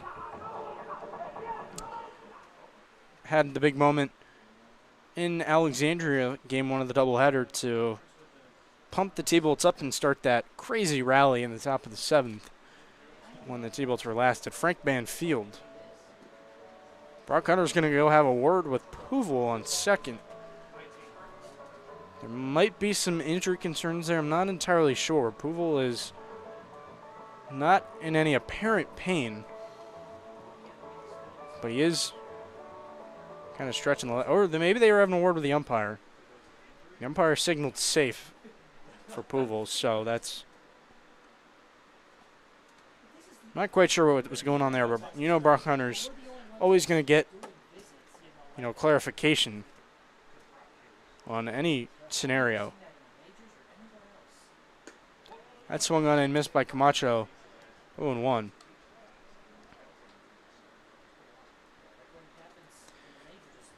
Now the Gaithersburg Giants have summoned their bullpen into action. This will be Alexander Angelidis coming out with a crossfire delivery. We're in the number 19.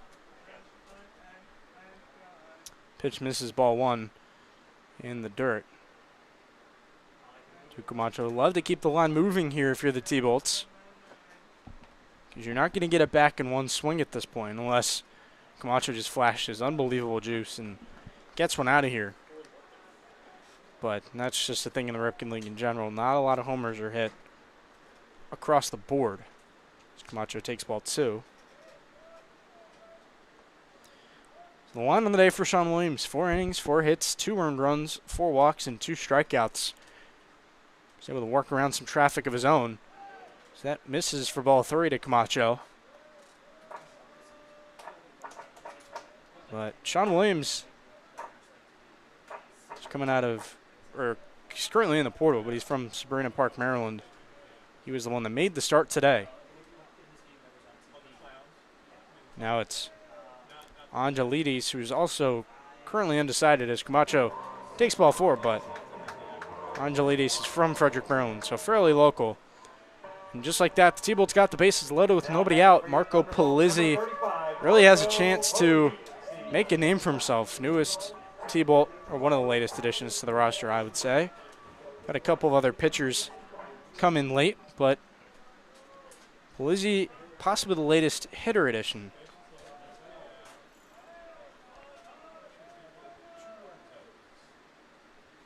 First pitch is swung on and missed for strike one. Polizzi's been able to crack the outfield rotation.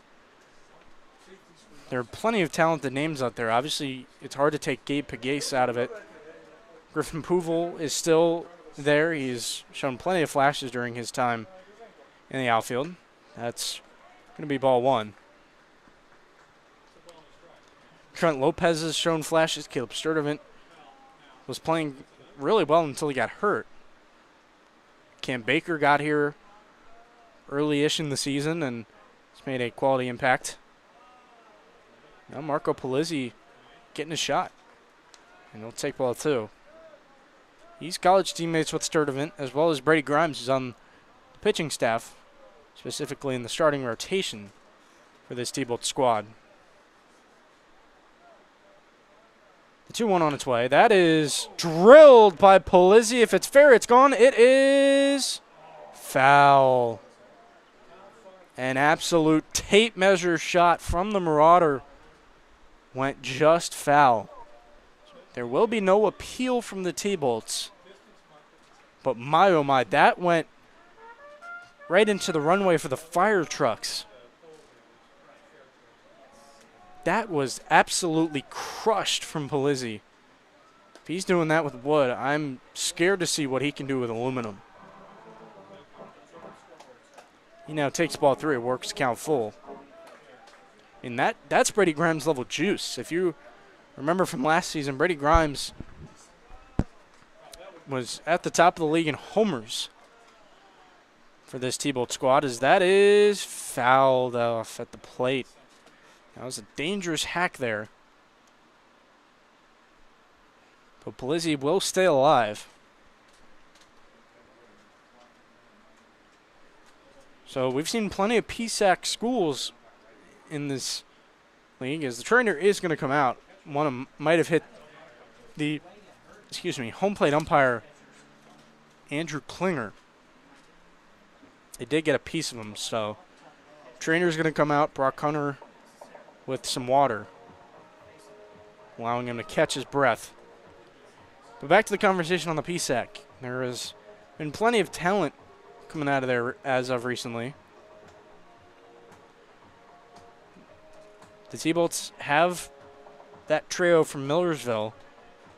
The Crop Dusters have plenty of names from West Chester. Josh Erd is hailing from East Stroudsburg University. Camacho from Clarion. So the Pennsylvania State Athletic Conference is making quite a name for itself in the Ripken League, and normally produces some pretty quality players that can hang with, the D1 talent, as Polizzi swings and misses. That was a big hack, as he just missed it. Now batting from the Thunderbolts, number 20, Kai Schmelzer. Now Kai Schmelzer, the young kid, will get a shot with the bases loaded, 1 out here in this one.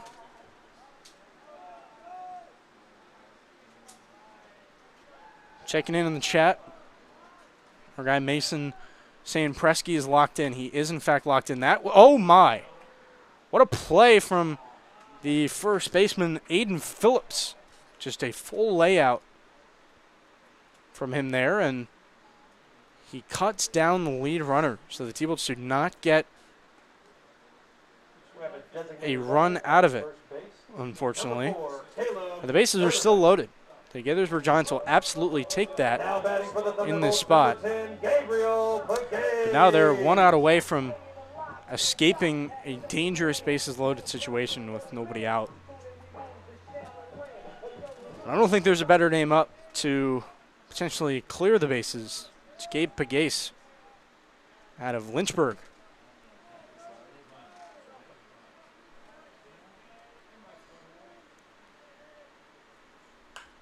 That is popped up. That's hit well. That will be run down. Brady Ruiz-Weiss stayed with that baseball the entire time, and it paid off. He made a beautiful running catch, and the T-Bolts were hammering the door as hard as they could, but they could not knock it down. And just like that, the Giants get out of the jam. Alexander Angelidis does a phenomenal job to manage the situation to the best of his ability. We're going to go to the top of the 6th. Last 2 innings of regulation here for the T-Bolts to potentially tie or win this game. They're coming off a nice 14-2 victory, I should say, against the DC Grays at home. So they're looking for some magic once again. But before that happens, we'll hear a word from our sponsors. Nando's Peri Peri Chicken on 924 Ellsworth Drive in Silver Spring is the best chicken in the world because it uses peri peri sauce. From chicken on the bone to wraps and sandwiches, along with salads and veggie options, Nando's is your choice for great food. Nando's Peri Peri Chicken on 924 Ellsworth Drive in Silver Spring is a proud supporter of your Silver Spring Tacoma Thunderbolts. Of course, they also had that promo recently where proceeds went to the T-Bolts on Monday, June 29th. So hopefully you guys took advantage of that deal. Great way to give back. Now we'll hear from United Therapeutics in Silver Spring. They develop pharmaceuticals and technologies that help patients in need of organ transplantation. United Therapeutics is guided by the principles of always striving to do the right thing and relentlessly pushing to always do better. As a result, the company was included among America's best companies by Forbes magazine. United Therapeutics in Silver Spring is a proud supporter of your Silver Spring Tacoma Thunderbolts. Well, we're going to hear from another name here on the broadcast. Not a player, but Now batting number 10. you know, he is on our media team. Sam Bersham, welcome in. It's been a while since we've heard from you. And you've been running the socials today. We're unfortunately a little bit short-staffed, so we're doing our best to cover all different types of the T-Bolts media, center, if you would call it. That's ball one from Michael Presky. We're all utility men in the booth. Oh, yeah. We're multi-talented, as we would like to say. That swung on and missed, strike one. To Jake Morgan, who's been doing the catching today. Sam, that was a bases loaded, no-out situation for the T-Bolts. Great opportunity for them to score, and they did not get anything. What did you kind of take away from that situation, as they do ring up Jake Morgan on a swing to run the count to 1-2? Well, it was definitely a prosperous situation for the T-Bolts. Unfortunately, Marco Polizzi just got a little greedy with his swing. I believe that would have been ball 4 had he let it go.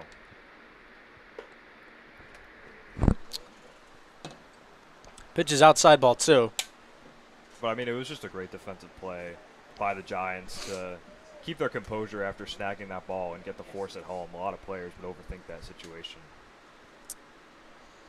2-2 from Presky, inside, ball 3. And even head coach Brock Hunter said it himself, that's just a really good play. Not much you can do about that. Sometimes you just got to tip your cap, and that was the situation the T-Bolts were in. Payoff pitch will be popped up. It's in play. Trent Lopez giving chase. He will secure it for out number 1. Nice catch in left field, as Presky still working on a scoreless appearance in inning number 3 for him on the day. So, Sam, we did hear from Jonah Acosta, one of our Miami guys up here. We love talking about that storyline with him and Camacho. And he talked about the bond that they have. They're going to be brothers for life, as he said. And we also get to hear from Brandon Brown, which was really interesting. He told us that he had his fastball, changeup, slider, curveball type of arsenal. So, Presky fires in strike 1. But I learned about Acosta. He also likes to follow the Marlins. He's a Marlins fan. Yep. So, not only is he enthusiastic about the Heat, the Miami Heat, I should say, given the fact we are in 100-degree heat, essentially, Colin Gibbs makes a really athletic play at shortstop to cut down Lee Turnipseed for out number 2. But, yeah, Marlins coming off a great month at the big league level, but they were 20-6, I believe, in the month of June. That's really good. And Acosta is invested. Both him and Brown talked about how they like to follow the game of baseball, even though they play it. And players may want to separate themselves, take a break from baseball, but those two are invested, and whether they just enjoy following it or learning something from players. Brandon Brown talked about that aspect. That swung on and missed by Drew Cobb. Those two have fun watching Major League Baseball, so that was really cool.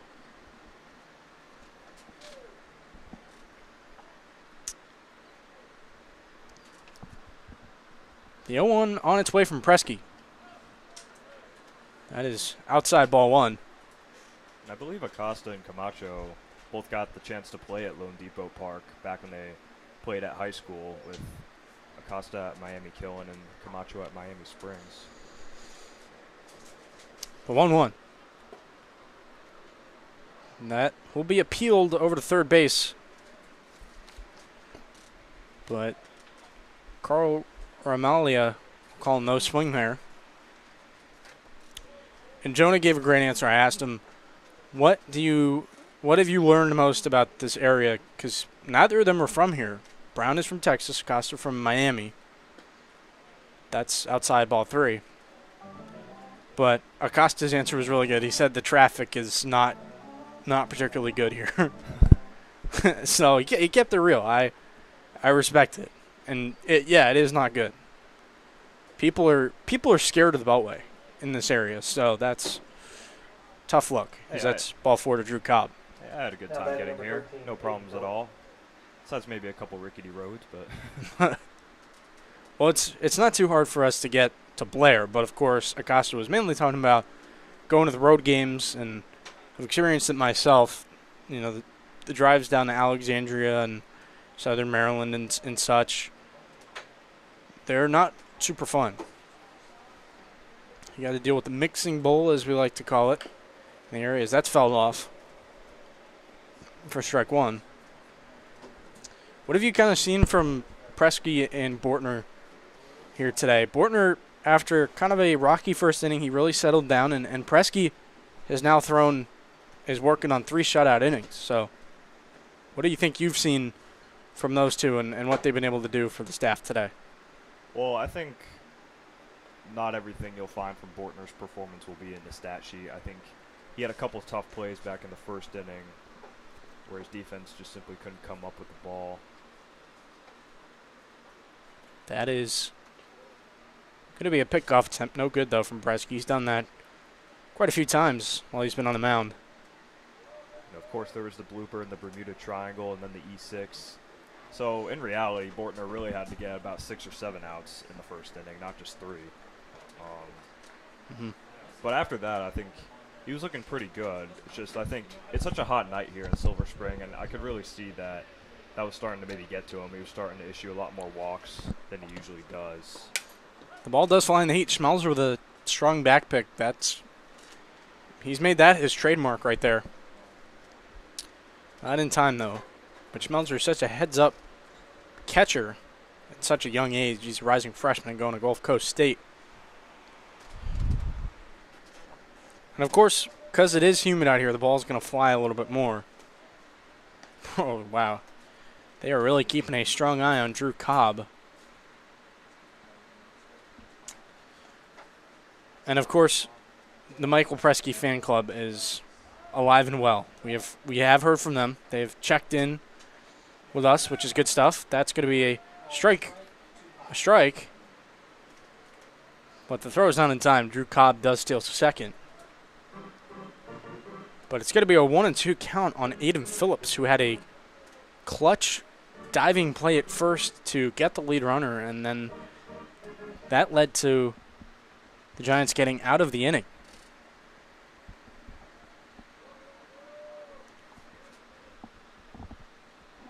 Presky looks the runner back at second. The 1-2 is going to be grounded through the right side. They are going to send the runner. A nice throw from Polizzi. A little too powerful, though.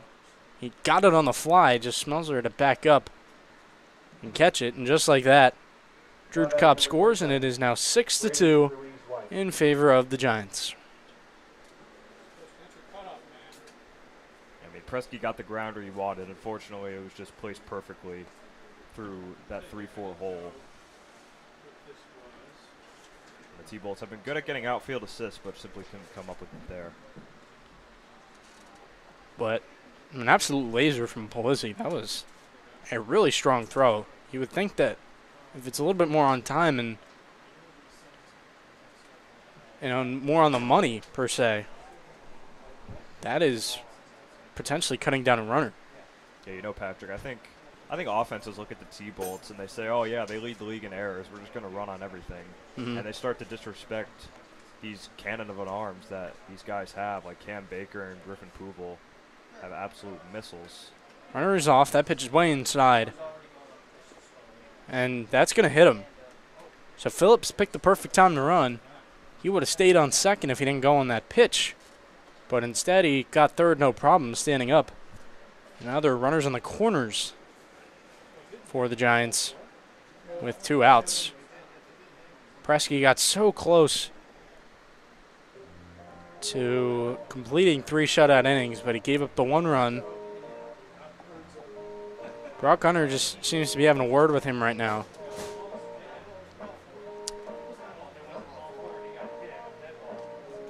Did Mike Patrick make an appearance here today?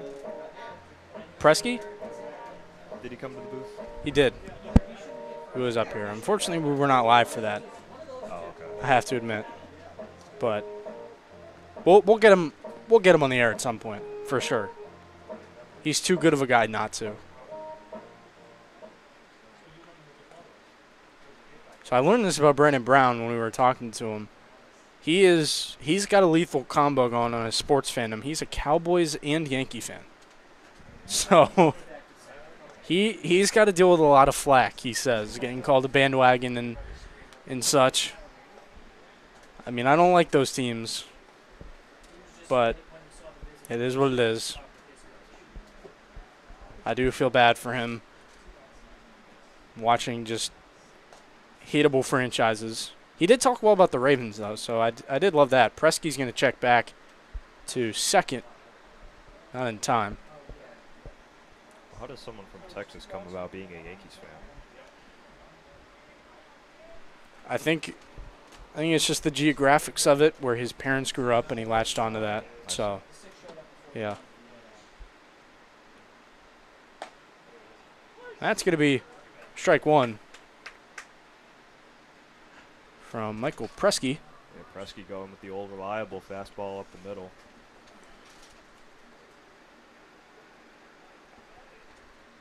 Pretty reliable arm. He's facing Drew Jordan now. Just working with runners on first and second. 2 out. An 0-1 count. 7-2. Gaithersburg, as that is smashed out to left field, and Trent Lopez does not make the catch. Gave it a valiant effort, but a run will score. 2 runs at that. Both Eden Phillips and Brady Ruiz-Weiss come around on an RBI double from the third baseman, Drew Jordan. It is now 8-2 T-Bolts. Like you said, Patrick, Or it's a hot Giants. night. Yeah. Like you said, Patrick, it's a hot night in the lower 90s right now. With a hot night comes humid air, and with humid air comes fast balls coming off the bat.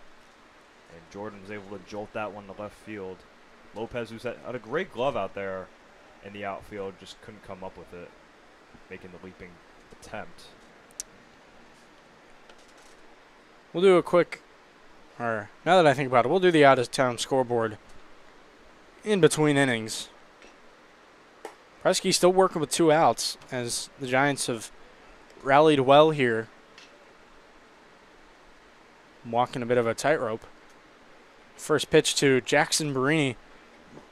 Misses for ball 1.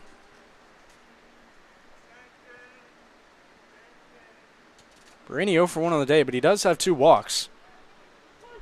That's in there for a strike.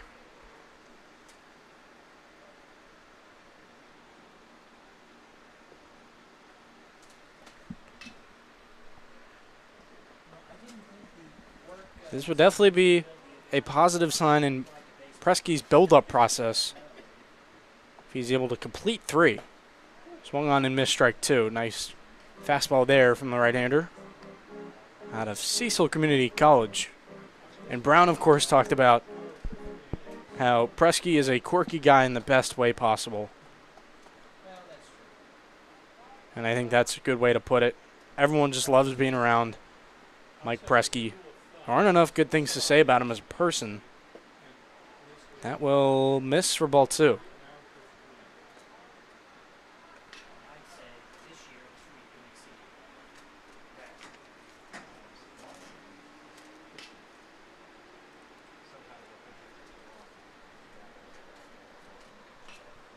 Deuce is wild. The pitch misses for ball 3. Brushes off the DH Barini.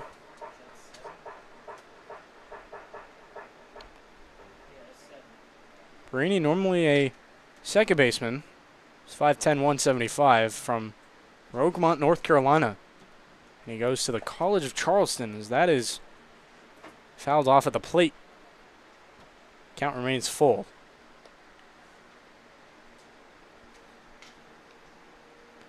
Barini, a rising junior. His underclassmen days are over.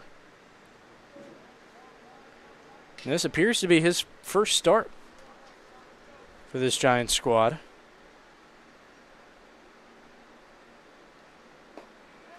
late addition to the roster, as he takes ball 4, his 3rd walk of the game.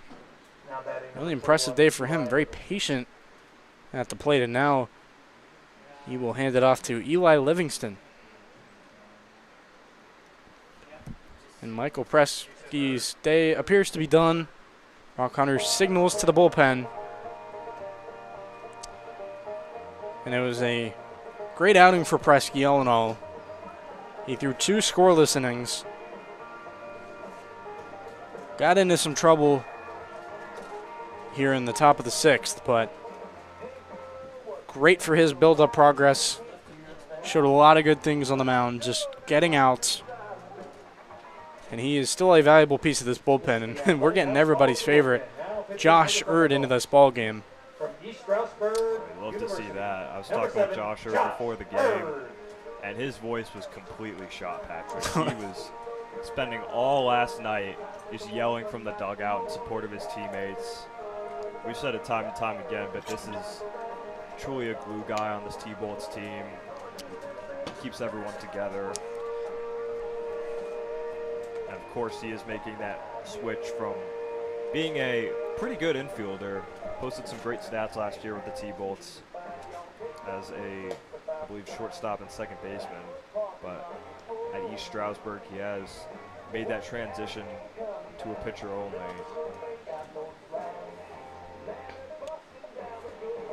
I think when I was doing the research, I did a feature article on him. You can check it out on the T-Bolt Substack, no longer on the team website. But I'll promote the Substack. You're doing great work over there, and it's a great mailing list. You can subscribe to it and get those free emails. Check out all the write-ups that we've got going on. But Josh Erd, he hit this past spring, and he literally just wanted to be a pitcher with the T-Bolts. Now, it may change things for the course of his collegiate career, but I mean, he's been a hitter all his life up until now. So this change only came because the T-Bolts coaches suggested it? He wanted to do that. He wanted to make that switch, and he approached the coaches about it, and they were all in. They bought in. They were willing to work with Josh Erd. I talked about that in the piece, and you know, he loves the coaching. Everybody loves the coaching staff here in Silver Spring, Tacoma. But Josh Erd especially benefiting from it now that he can make the switch under this coaching staff. We'll get to those out-of-town scores real quick. Metro South County Braves at the Southern Maryland Senators today. That one wrapped up 3-2. A victory for the Senators. They lead the South Division. The only crop dusters in the Bethesda Big Train faced off at Shirley Povich. The Big Train took that 5-3. Only's a tough place to play. So that's fouled off by Livingston. T-Bolts have seen that firsthand. The good crowds, and it's definitely, you know, a crop dusters environment. Just with the way that people are invested there and the comfortability that team has playing at home. And a huge block by Schmelzer to save runners from moving around. Aces and Grays also currently working their game. They're in the top of the 5th. Aces lead 5-3 at Talbot Field, Catholic University. That's in there for a strike. Good pitch from Josh Erd. And you know Talbot Field pretty well, being a Catholic student. Yes, sir. Quite the great facility that is. Really well maintained. Erd trying to get the T-Bolts off the field. And he does it.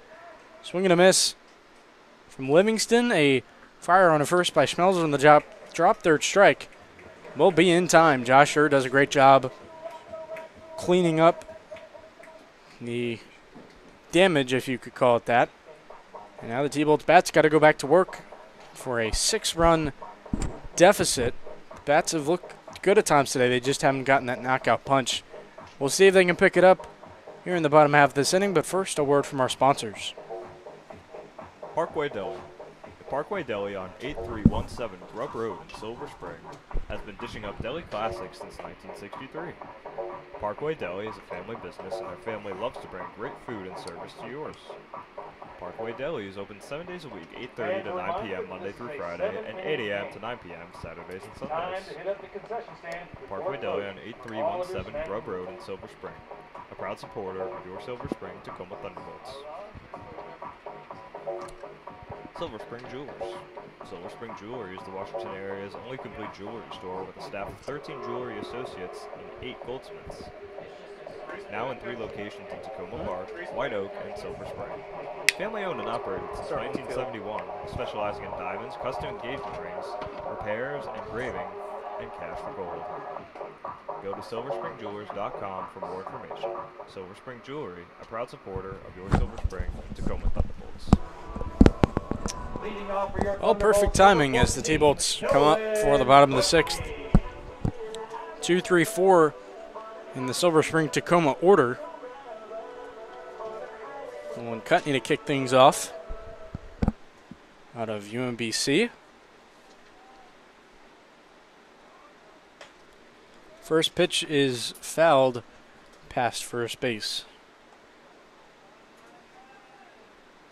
You know, when Kutney finally got a base hit yesterday against the Grays, he did a little sign of the cross and pointed to the heavens as he touched first base. He was really in a slump in his last couple weeks. But it's definitely been a productive part of this lineup, both yesterday and today. That's going to be popped up to center. Reese Weiss certainly getting his miles today in center. He secures the catch for out number 1. Next man up, Colin Gibbs.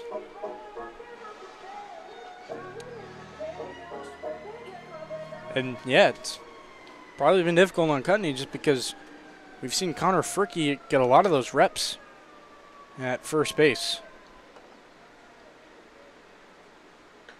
As that hits him in the head. That's why you wear a helmet, kids. Colin Gibbs takes one off the dome. Finds his way on first. Set up situation for Trent Lopez. Number 9, Trent Lopez.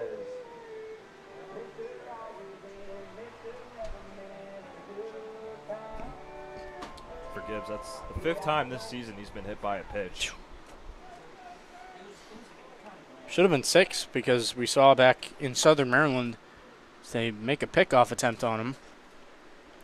He was hit in the hand against the Braves on the road, and they called it a foul ball. Gibbs does take off. His jump was good enough to get in there for a steal. Nicely done there from Gibbs to grab an extra 90. That's Gibbs' 4th steal of the year. Puts him in scoring position. 1 is tapped up the middle. Trent Lopez trying to hustle out, but it is going to be a 6-3 putout for the Giants. Gibbs does get to third, but quickly 2 outs here in the bottom of the 6th. Now batting for the Thunderbolts, number 42, Cameron Baker.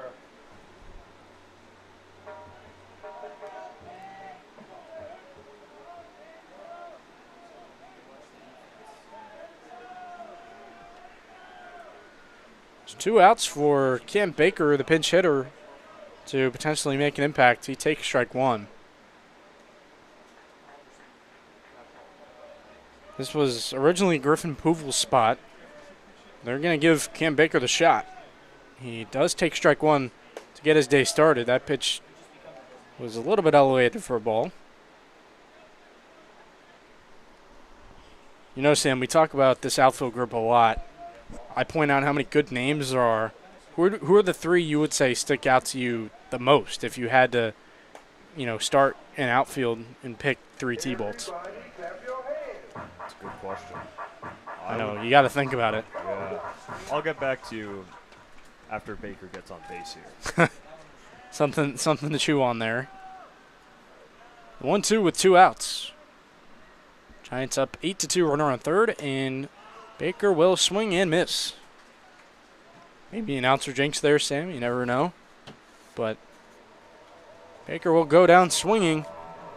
That is 6 in the books for the Gaithersburg Giants. We'll head to the top of the 7th. Josh Erd is going to continue his day on the mound, as this is the last inning of regulation. As a reminder, this game's only going to go 7 innings due to the weather outside and how hot it is. So we'll get back to the 7th inning after we take a break to hear a word from our sponsors. SkyPoint Federal Credit Union. SkyPoint Federal Credit Union. They make banking simple. SkyPoint believes banking should be easy to understand, personalized, and focused on making the community a better place. Whether opening your first account or planning your future, SkyPoint has the financial tools to help you hit it out of the park. SkyPoint Federal Credit Union. They make banking simple. Visit SkyPoint's branch in Silver Spring. More at skypointfcu.com. Federally insured by NCUA and Equal Housing Lender.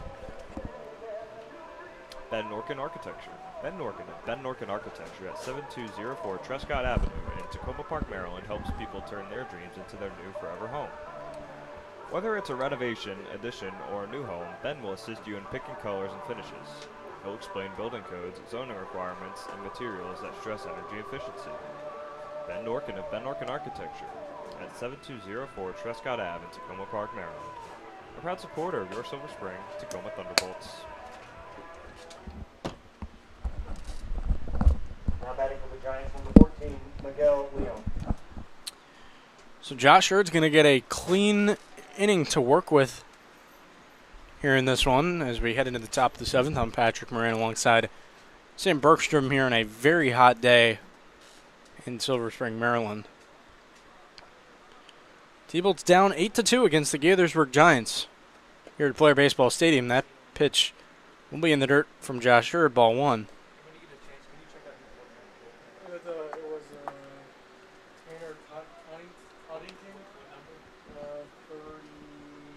Miguel Leon,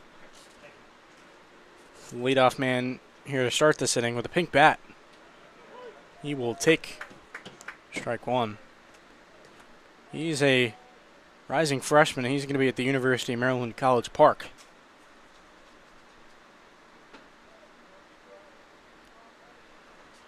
Plenty of opportunities there. A lot of that team just transferred or hit the portal or both. And that's a nice play for Matthew Kim, a 4-3 putout to kick off a clean inning for Josh Erd here.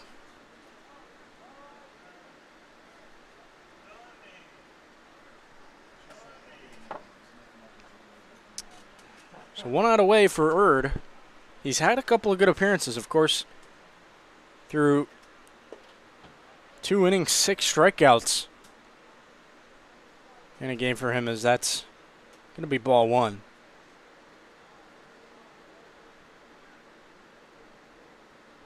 Erd, the native of Rockville, Maryland. He's grown up here, went to Wooten High School, and was a Cougar at Frederick Community College for 2 years. So that's ball 2 to Jake Morgan. It was great to see Erd get that strikeout back in the 5th. Had not struck out a batter since his June 18th outing against the DC Grays. It's going to be down low, ball 3. Both back on June 24th and June 21st. Erd pitched an inning apiece. Picked up no strikeouts. Over on June 21st, he did allow 3 hits. That is a sword, some might say, from Jake Morgan. Kind of half committed to the swing and wasn't able to fully go through with it. Now he's got a 3-1 count. That 2 inning, 6 strikeout performance came against the DC Grays. Erd gets a second strike, this time on a swing and a miss. That was on June 18th. You were at home. It was an 8-4 loss, but my oh my was that electric, especially with recently shaving his head. Our guys Peter Kelly and Brian Alves were all over that storyline. As Morgan takes a walk to turn it back over to the top of the lineup. Yeah, all night with both Bortner and Presky, Erd has repeatedly gone to the cooler with a wet towel and laid it around their neck saying, you got this, man. I know it's hot, but you got to keep pushing through. Erd is definitely the #1 teammate on this squad. Everyone loves the passion that he brings to the game. Day in, day out. So that's ball one. Not to spoil too much of his feature story, but you can read on the T-Bolt Substack.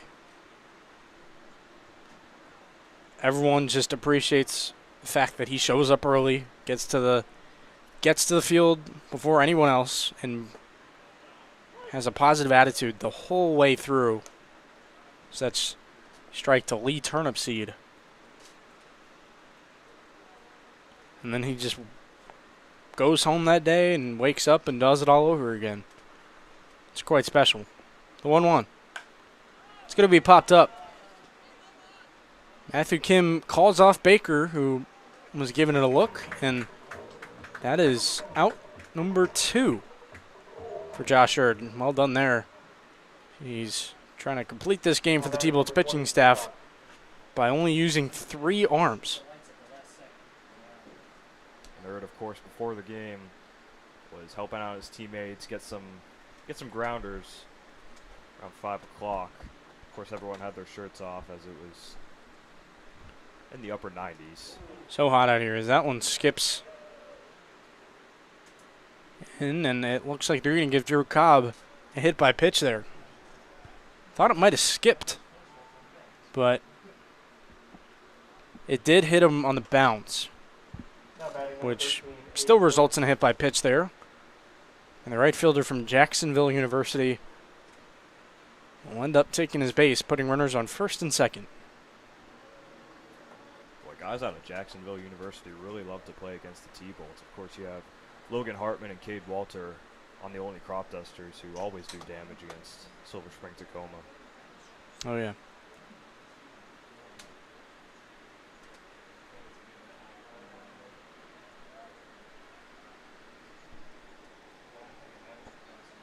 So Josh Erd, his first time pitching in his life this summer. He's thrown 7 innings out of the T-Bolts bullpen as he gets a swing and a miss there.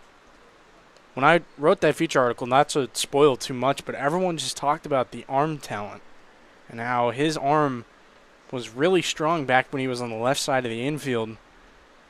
And that's part of the reason he can translate to the mound a little bit more seamlessly than others is that strike two. You're seeing the arm talent firsthand in this appearance for him. And also just a really good athlete as well.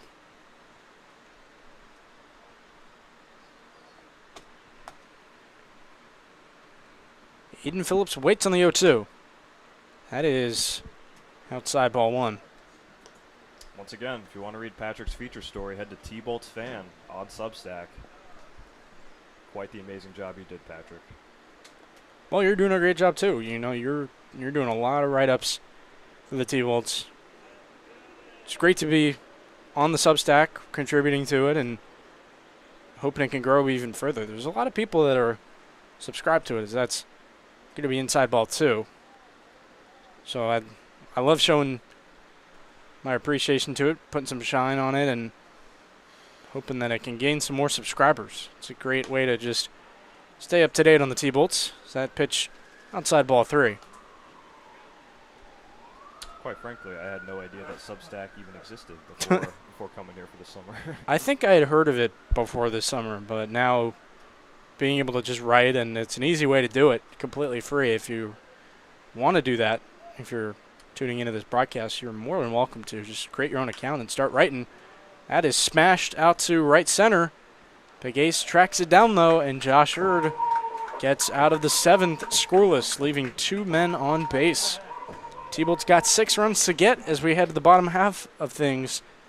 And this is the last call for the T-Bolts in the field. We will bring you all that, but not before a word from our sponsors. AFI Silver Theater.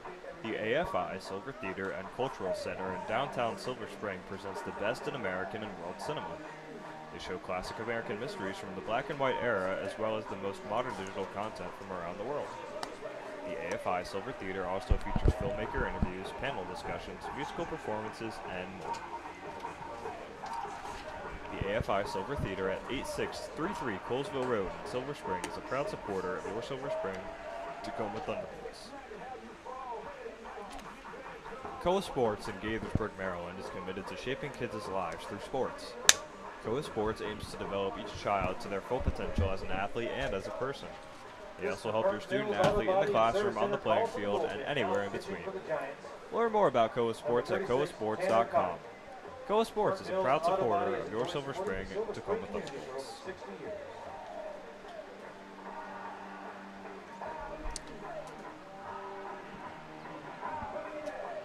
Well, we got one more half inning to go here at Blair Baseball Stadium. T-Bolts are down 8-2.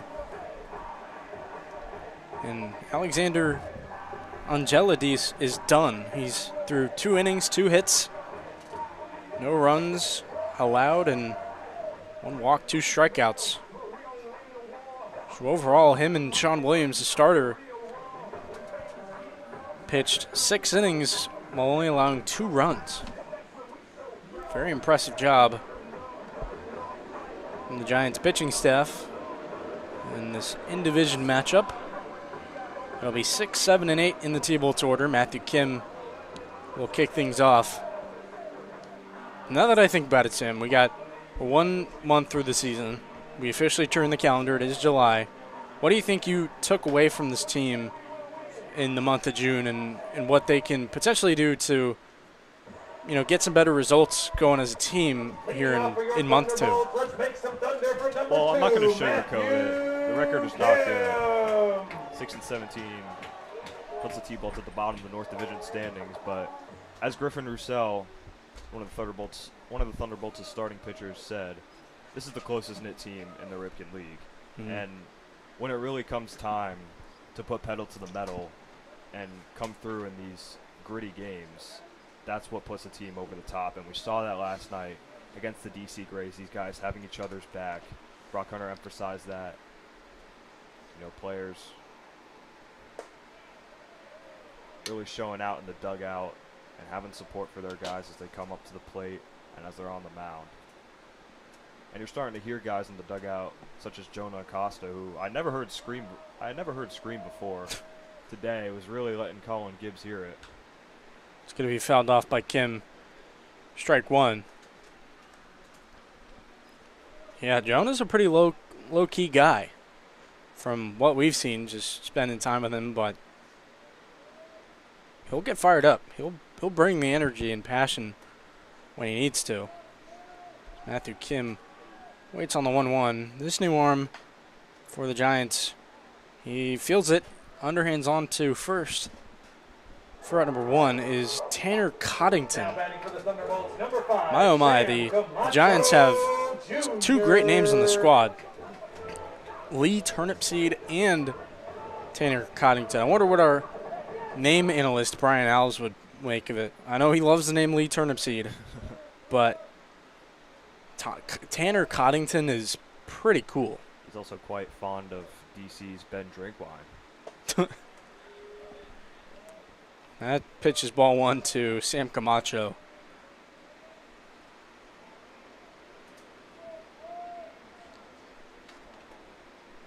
Two more outs left for the Giants to get.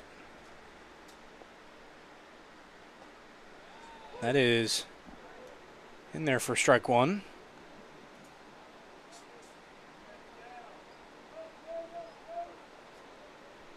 Of course, 7-inning game due to the heat wave that we're getting here in Silver Spring, Maryland. That pitch will miss ball 2. I really commend you, Patrick, for doing this whole game. Can't be easy to talk for that long in this heat. Hey, no worries. As long as we can bring the action to the fans, I'm here for it. Makes it easier given that, you know, game is 7 innings. As Camacho swings and misses strike 2. And props to you. You jumped in with social media and posting some content, some clips on there. Kind of a weird night in general. Heat. Not a lot of people here at the stadium. 2-2. Swung on and missed strike 3 for Tanner Coddington. And he's currently a rising senior from Durango, Colorado. He goes to Whitman College. That's pretty unique. And he's got one out left on the mound to close this thing out. Against the T-Bolts, Marco Polizzi, last man standing on the offensive side. He takes strike 1.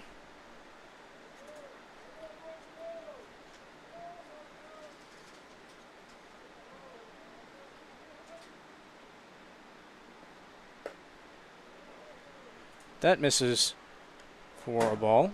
You know, Patrick, to answer your question. Oh, you have your answer. You've thought about it. I do have my answer. This is the outfield conversation we were having earlier, in case you don't remember. The 1-1. This is for ball 2. So who would your 3 be? I'm putting Cam Baker in left field. Mm-hmm. Gabe Pegues in center.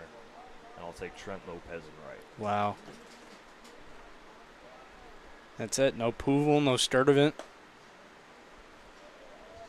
I think Sturdivant would definitely be in there if he was healthy all season. And Yeah. Puval, I'd like to think as the utility guy off the bench. He could play any of those 3 positions. That's a good point. Joey King can hop in the outfield as well. He's a true utility man, though. That's drilled foul off the top of the Giants' dugout. Runs the count full. I'll definitely have Sturdivant courtesy run for one of those guys. Oh, yeah. Because he's been doing fantastically. It's good. This game. Good that he's back. He was dealing with the injury for a while. Was standing in as the first base coach. That pitch is upstairs, ball 4. Nice AB from Marco Polizzi, and the T-Bolts aren't dead yet. Now batting for your Thunderbolts, number 20, Kai Schmelzer. You could technically even put a cost in that conversation, which is kind of crazy. That's another thing I've been pleased about this T-Bolts team is really the shutdown defense over at shortstop. With Jonah Acosta, of course, and Colin Gibbs. It's really a luxury to have both of those guys because, you know, if the starting pitcher is a lefty, you throw Gibbs there. If he's a righty, you can slot Acosta in. Of course, Gibbs getting the start today. Pitch is outside, ball 1, and yeah, Costa and Gibbs really strong shortstops. Obviously, you can tell the polish on those two coming from D1 programs.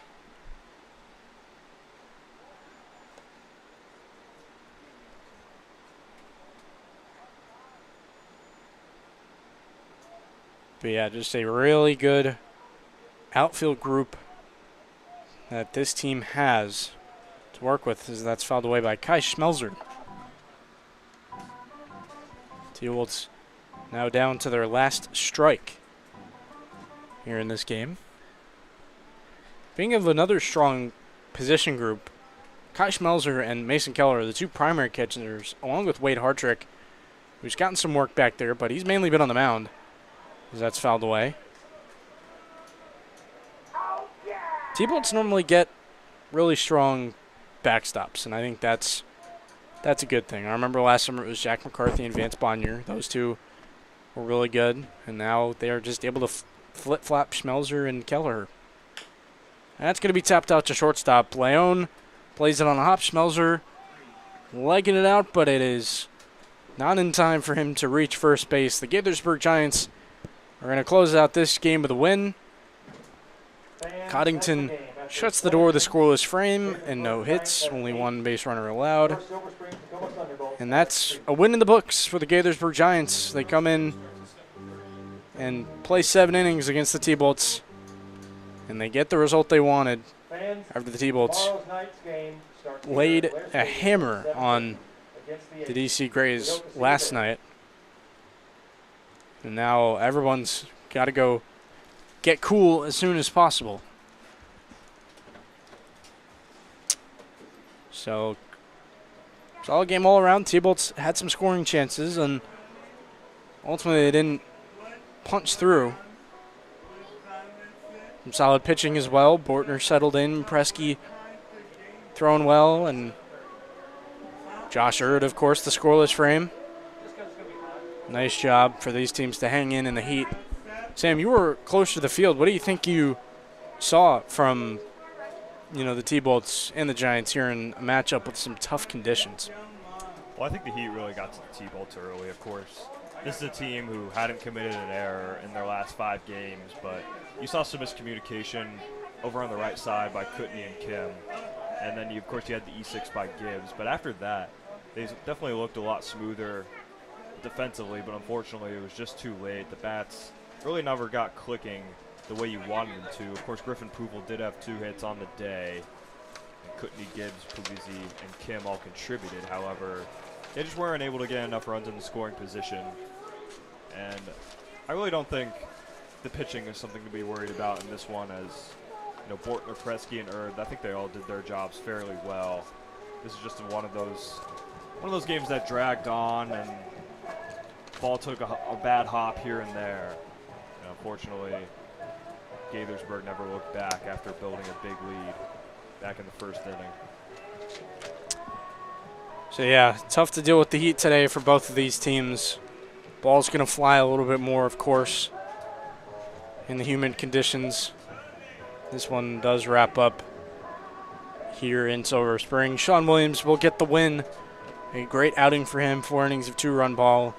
Zach Bortner gets tagged with the loss. He's now 0-3. Williams 1-0. His bullpens looked good overall. Just kind of a tough game to assess in some ways because of the conditions, as Silver Spring will be dealing with that heat stroke for a little bit, but hopefully things will sure up as July moves on and we can get out of this week. So final score 8-3. Gaithersburg had 8 runs on 7 hits, and the T-Bolts had 2 runs on 6 hits. We thank you so much for tuning into the live stream here on the Thunderbolts Baseball YouTube channel, if you did. And yeah, if you came out to the yard, really impressive. I mean, that sitting in the heat, 90 to 100 degrees out here, tough. But we thank our fans. We have some of the best fans in the league. So, yeah, it's weren't a lot of them here, but the ones that were here, impressive. And 112 showed up. That's a really good attendance number. So it was great to broadcast the game here tonight at Blair Baseball Stadium. Talk to some of the guys on the team, giving their insight, giving their time to us to make our broadcast better. And, of course, it's always a fun night to call a baseball game. And with all that being said, for Sam Bergstrom and everyone else here in the press box, I'm Patrick Moran, and we are signing off for the night. Tune in tomorrow for the T-Bolts to play another home game here at Blair at 7 p.m. Thank you so much. We'll see you then.